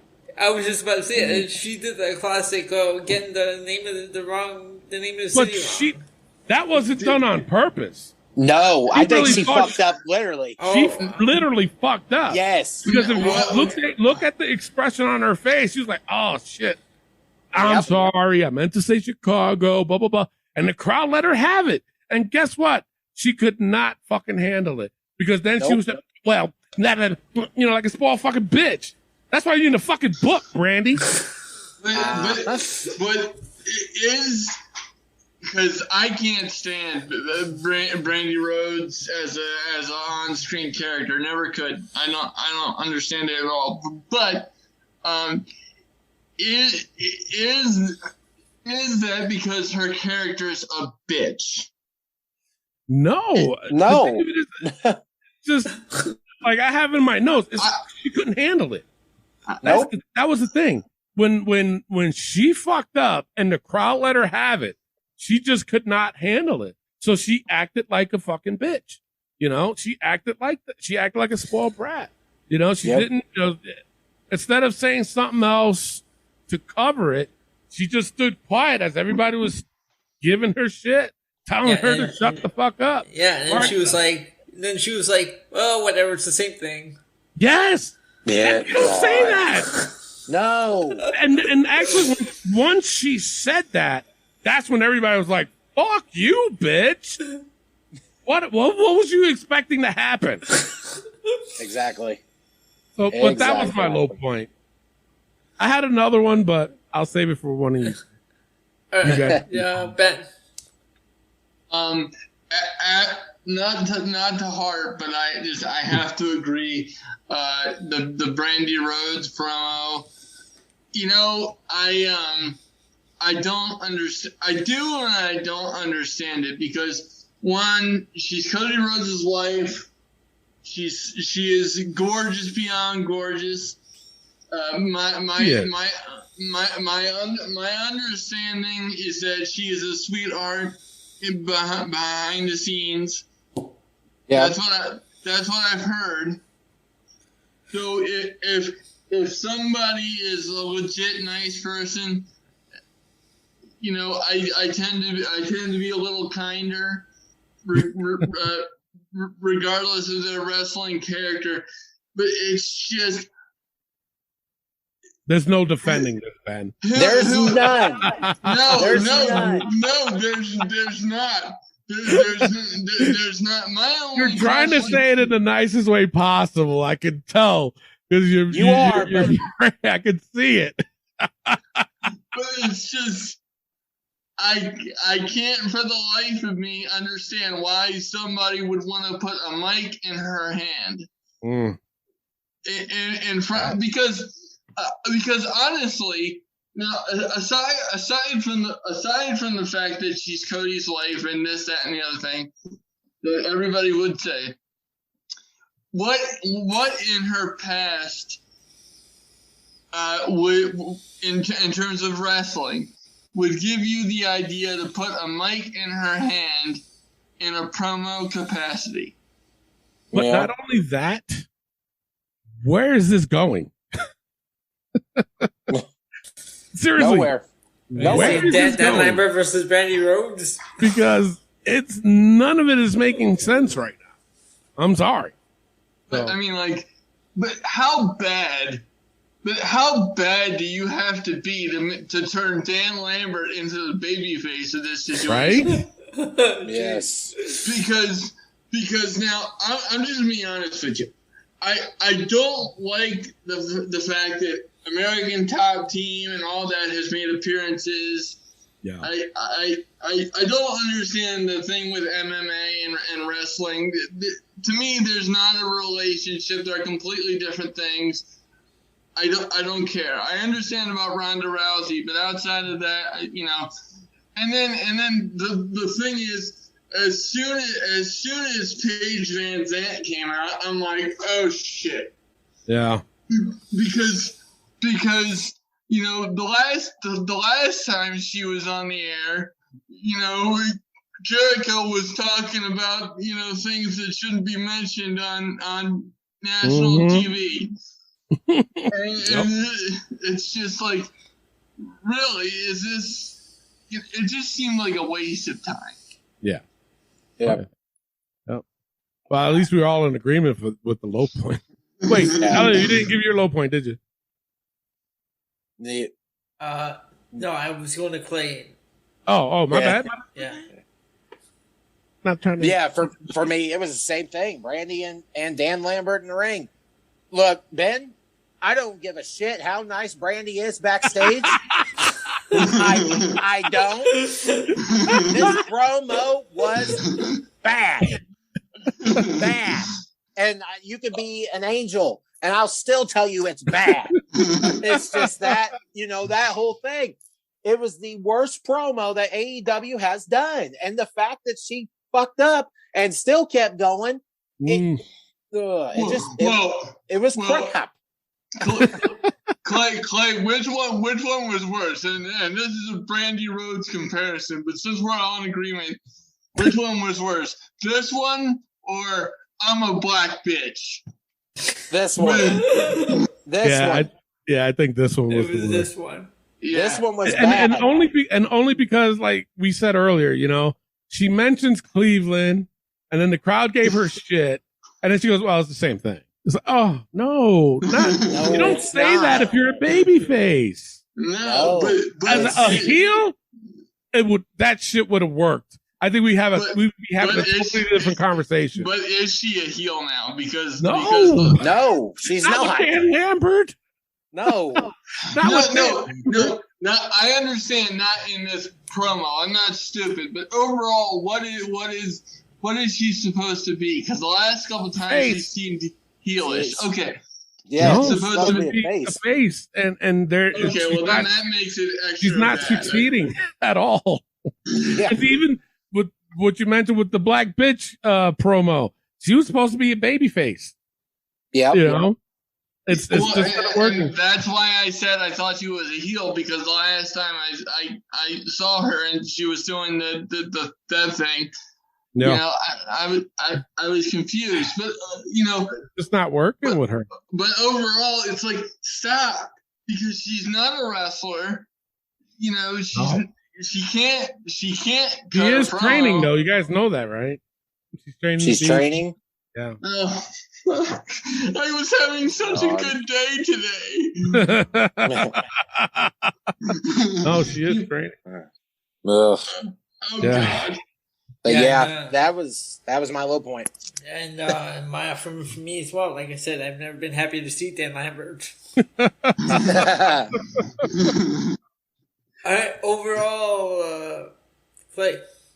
Overall, I gave Dynamite a C. Ben. I'll give it a C as well. Tony. I gave it a C minus. Yeah. I too gave it a C minus. Yeah, wasn't it? All right. All right, let's get right into SmackDown. Right? Is that where we're up to that part already? Yep. Yep. All right, let's get into SmackDown. Ben, what was your high point of SmackDown? Let me scroll because I have all my things up here. But okay. Do you have it? No, actually, okay. Can you go to someone else? I'll go to Clay. Clay, what was your high points? Mine was Aaliyah versus Natalia. I'm sick and tired of this storyline and have high point. That's your high point? Oh, that was. I'm sorry. I was. We all looked at the screen like, wait, what? I mean, it's cool if that's your high point. That's cool. No. That was definitely not my high point. I thought you said low. All right, high point for me was New Day versus Los Lotharios. I thought this was a good match. My only problem is it's kind of like the same situation I have with Legado del Fantasma. I love this team as Los Lotharios. Why are you losing everything, especially to New Day? Yep. Again, it's like I like the match, but that was really my only high point that I have for SmackDown. Wow. Elio, what's your high point? Yeah, my high point was the New Day and Los Lotharios.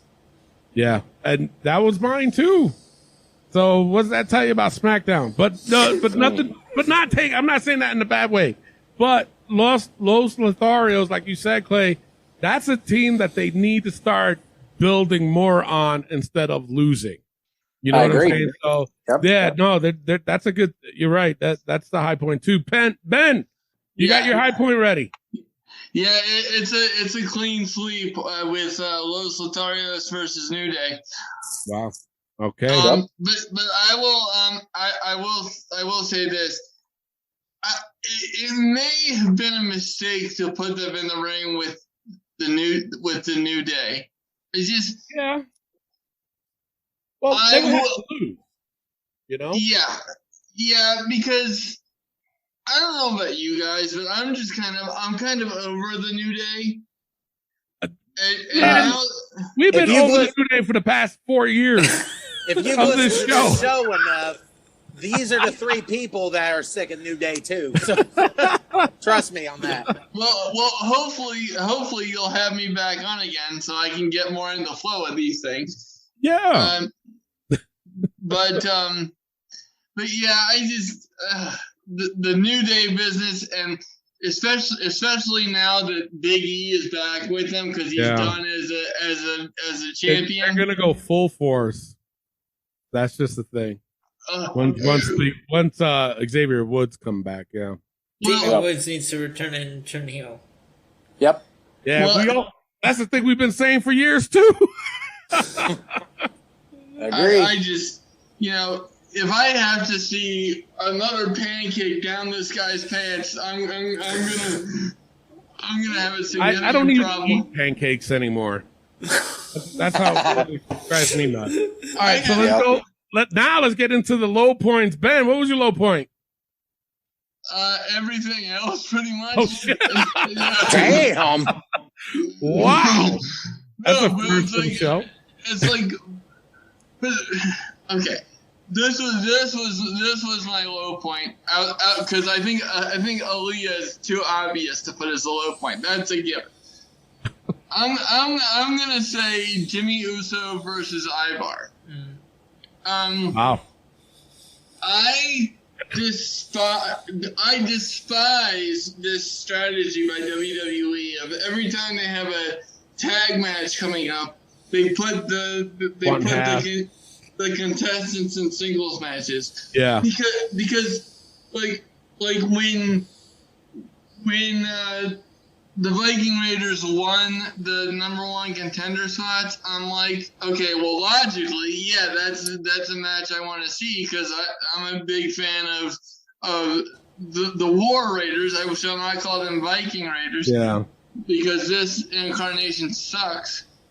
But it's just like, you're not going to convince me, regardless of what you try to do, that the Usos are anywhere near, the bottom of the barrel with the Viking Raiders.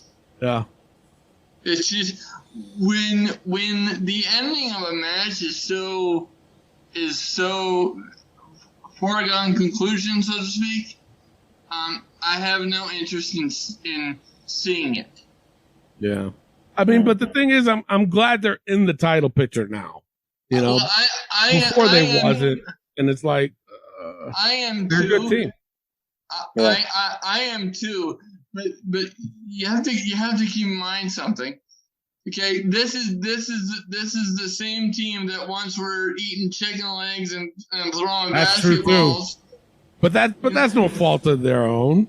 That's just the stupid thing that they did with them that they thought that would be funny and cool. They're not a funny team. They're not a comedy act. Well, that's what I'm saying. But I agree with you. No. I totally know what you're saying. But yeah. But it's just so as much as I want to see them presented as serious contenders, I don't see it happening. As long as this bloodline thing exists, nobody should be beating anybody in that team. That's on paper, Yeah. That's on paper, but we'll see. And I agree with you, man. Elio, what was your low point?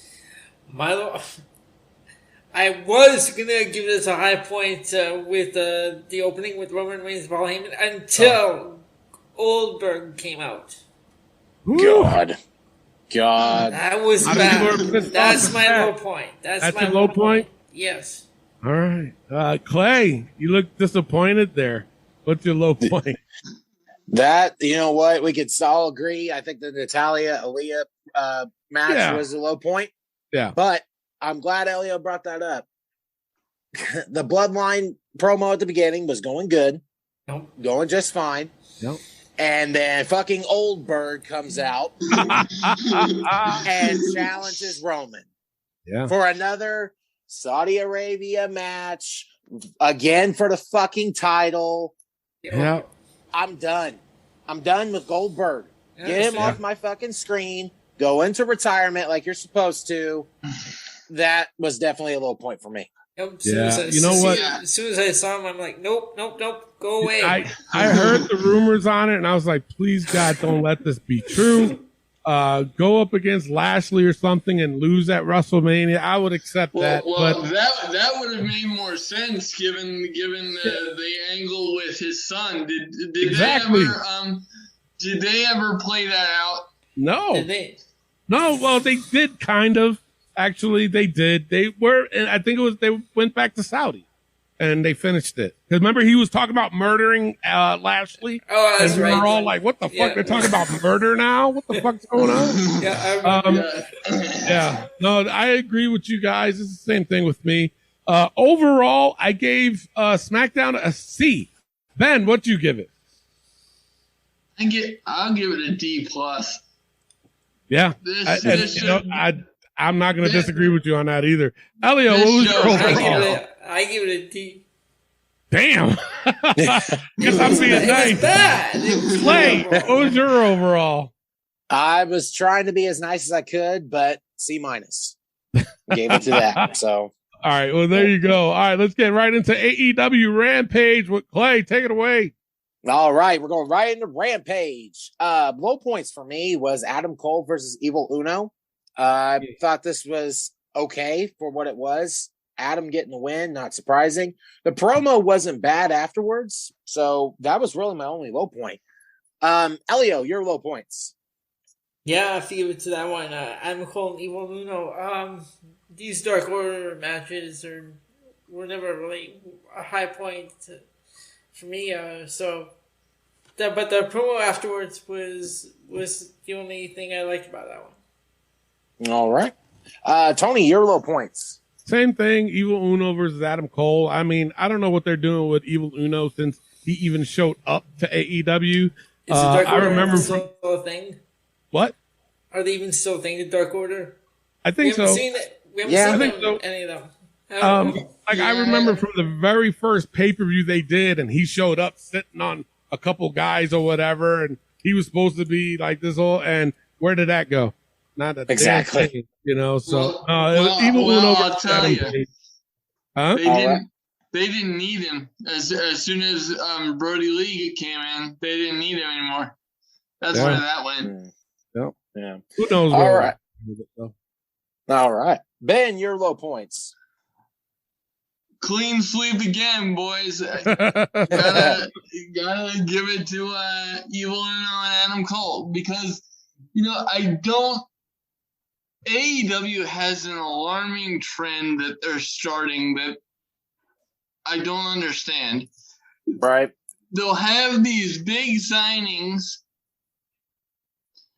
and they'll have maybe like one match or something, but then they go back into these mid-card feuds for the interest of building them back up. Yeah. And I don't. Anyone else see that? Yeah. What? I don't understand that because Adam Cole doesn't. I have no problem with Evil Uno, but Adam Cole does not need to be in the ring with him. Yeah, I agree. Yeah, well, it's how I feel about Hook too. They're trying to praise Hook and all those other, but that's a different conversation. I know that, but put him up against somebody, and then I can give my accurate opinion on it. Adam Cole, same thing, but he had a couple good matches so far with some other stars other than mid-carders. So, but yeah, right. I hear what you're saying, but at least it's a clean sweep. At least we all agreed on that. Yeah. High points. I gave mine to Sammy Guevara versus Isaiah Cassidy. I thought this was a really good match. These two really brought it. And I really enjoy how Isaiah Cassidy, whenever he is in the singles, he has a great match with whoever it is. So I really enjoyed that. Elio, your high points. I too give to Sammy Guevara, Isaiah Cassidy. All right. Tony, your high points. Same thing. Isaiah Cassidy and Sammy Guevara. All right. Ben. Okay, I'm sorry, I had to break the tradition. Oh, I'm gonna give it to Mercedes Martinez and Thunder Rosa. Okay. No argument. That was a good match too. Yeah. And I'll tell you why, especially because of what they did after the fact. Because at first I'm like, okay, why did she hit her in the head with a pipe? Yeah. I was like, okay, that's a little aggressive. But then as soon as it was revealed that Britt Baker brought her in to do that, then that made sense. So I really enjoyed that. All right. Overall, I gave Rampage a B this week. Elio, what'd you give it? Went with B as well. All right. Tony? I gave it a C+ this week. All right. Ben, what'd you give it? I'm going to give it a B. All right. All right. Well, Ben, since you are today's guest, we're going to do the Battle for the A show, which is between Raw, NXT, AEW, Dynamite, SmackDown, and AEW Rampage. We have a little side thing, I guess, as you want to call it. And we do it all the way up to WrestleMania to see who is the A show. Right now, Raw is leading. I got the scores. I just don't know what it is. But Raw is leading right now, actually. And really? Yeah. That's very surprising. And I think NXT is after that, and then AEW Dynamite, and then SmackDown, and then AEW Rampage. So this week, who do you think was the A show this week? I would actually give it to Rampage. Okay, that's different. Clay, well, you know who's what? your A show pick this week? If the only problem with me is Rampage is our show, and I think that's honestly what kills it. It was a good show, but I'm going to have to get the edge to Raw. Okay, so AEW Rampage with 1, Raw with 1. Elio, who are you picking this week? Yeah, like Clay said, the 1 hour, format is what kills Rampage. I'm gonna have to give it to Raw. All right. Well, it doesn't matter what I say. So, well, no, I could pick Rampage, and it could be tied, and then we have to have a discussion on it. But I'm gonna go what I have, and actually, I do have Raw with a C+ and Rampage with a C+. But yeah, I think you know what? I do agree with you guys that Rampage, within that hour, they have to do something spectacular in order to get that, and I don't want to take it away because it was a good show this week. It was. So I'll just agree with you guys and go with Raw this week. So Raw will win it as the A show. And that's not really saying much, in my opinion. No, it really isn't. No, it's not. Honestly, if Rampage was a 2-hour show, I would have gave the edge to Rampage. I agree with you on that. Yeah, I do. I really do agree on you with you on that. All right, so that's the Battle of the A show. It is time for the book. Those that are new to the show, basically what we do is we put the most ridiculous things that happen in the week of wrestling, and we just do it for fun. It's just how we start to close out the show. All right, you guys are ready? Yes, sir. All right, we got Baldy Sam's Go Fuck Yourself. Fuck him. Fuck him. Stays. Fuck him. Kevin Dunn's Camera Shots. That stays. Cody and Brandy's Damn Ego. Stays. New NXT logo. Stays. Tony Khan's Damn Ego. Stays. Tony Schiavone's Sting. He didn't say it. No. Give it one more week. And if If he doesn't say it, we'll take it out. Yep. Yeah, although Sting wasn't there this week. So yeah, one more. That's why. Yeah, exactly. Yeah. All right. Queen Zelina's accent. Stays. Yeah, there we go. Elio's tag team list. Stays. Damn. All right. Well, Why? It's a PWI that did it. Elio, just Elio.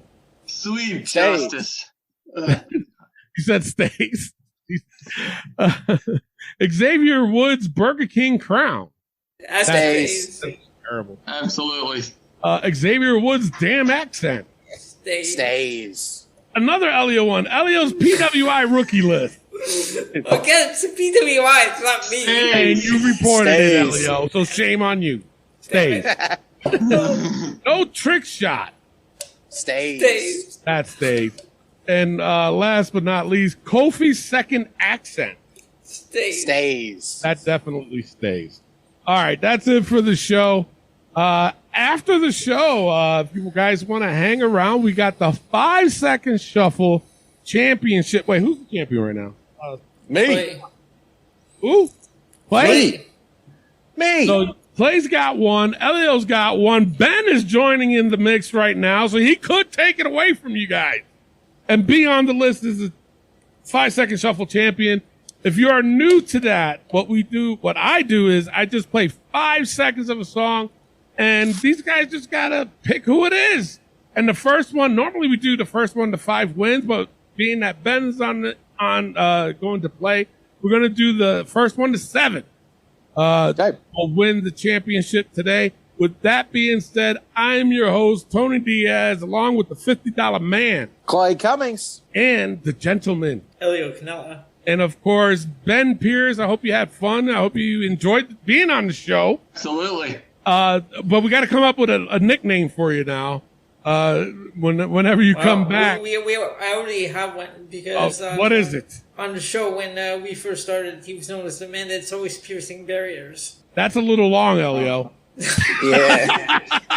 A little bit. So we have to come up with a new name. We'll come up with a new name for this show specifically. But thanks for joining. You are going to hang around to play. With that being said, love, peace, and wrestling. We'll see y'all next week. Peace out. All right, Clay, you are the champion, so you do have champion's advantage. Do you want to go first? Or now how I have it on the screen, I got Clay to my left. I got Elio right underneath him. And then I got Ben on the right of Elio. So it would go if Clay chooses to go first. But I have Clay, Elio, and then Ben. But Clay can pick whoever he wants. So who you picking to go first? I'll go first. Or you can go first. Makes it easier. How about that? You're going first? Okay, here's your song. Here you go. First one.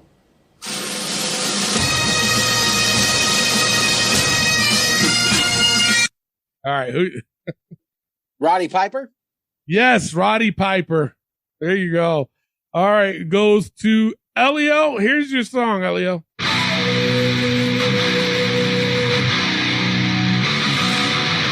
Cesaro?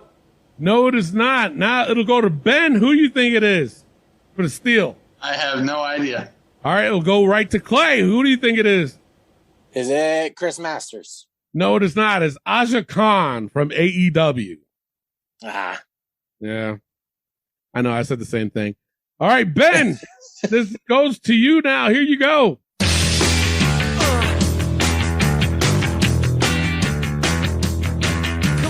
Not a clue. All right, Clay for the steal. Is that John Morrison? No, it is not. Goes to Elio for the steal. No, I got nothing. Sammy Guevara. No, it's Tori Wilson. Remember her? Yes, I do. All right. Wait. Do you need to be alone, Clay?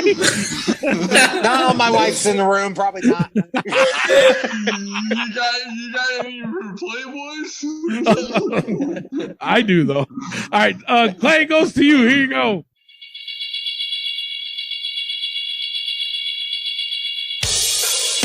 Ember Moon. Yes, Ember Moon. All right. Wow, you are on the board with 2. I didn't think you was going to get that. Really?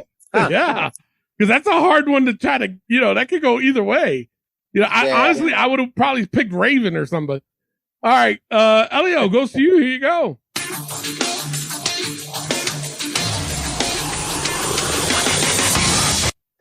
Sasha Banks.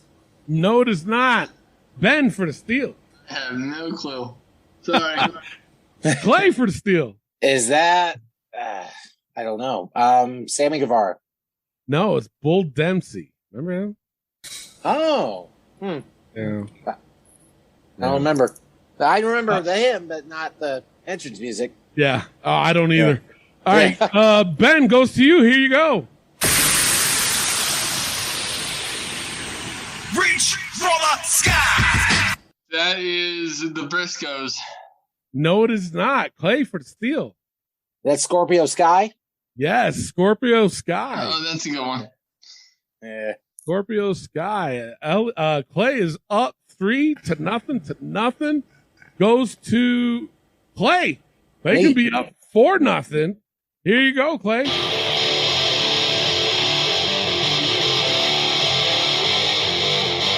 Batista, yes. Wow, Clay, man, this is a first for you. I know, right? First time for Clay, everything. Yeah, Clay's up 4-0. Goes to Elio. Elio, here you go.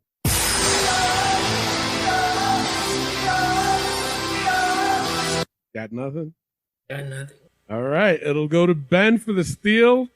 Who you got? Oh God. I will say, and I never do this, I never give clues or anything, but this one, it's going to throw. Well, if you know the song, it's going to throw a lot of people off. I'll say it that way. Yeah, I don't know. All right, it'll go to Clay for the steal. Shelton Benjamin. That's Gable and Benjamin. No, Gable and Benjamin.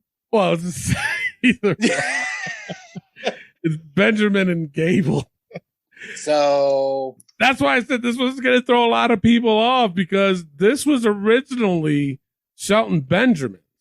Yes. And then when he teamed up with Gable, then it became Gables and Benjamin. Right. Does that make sense? Yeah. Either way, I don't care. Is it wrong? All right. Clay's up 5-0, guys. Who's it on? Is it on Ben? Yeah. It's on Ben? All right, Ben, here you go.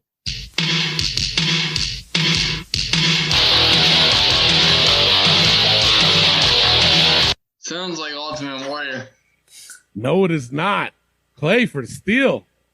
Is that I have no idea. Ricochet. No, it is not. Ben, you're gonna fucking be pissed because I think Elio knows who it is. You're gonna be pissed when you find out who it is. Who is it, Elio? The Rockers. The Rockers, yes. Oh, that makes sense. Yeah.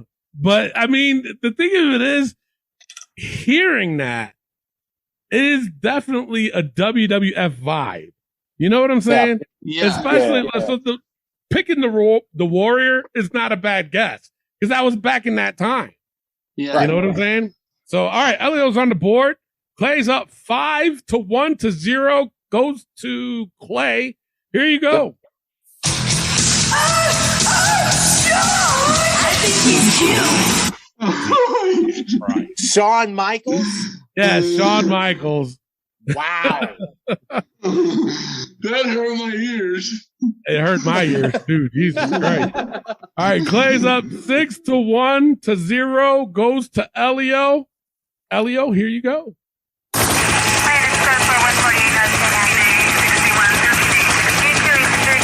Sanity. Yes, it's Sanity. Damn it, Wow. Elio. I like that theme song too. Not theme song, the entrance song. I do like it. So, Yeah. all right, Elio's on the board with 2. Clay's got 6. And Ben, you got to get on the board. Here you go.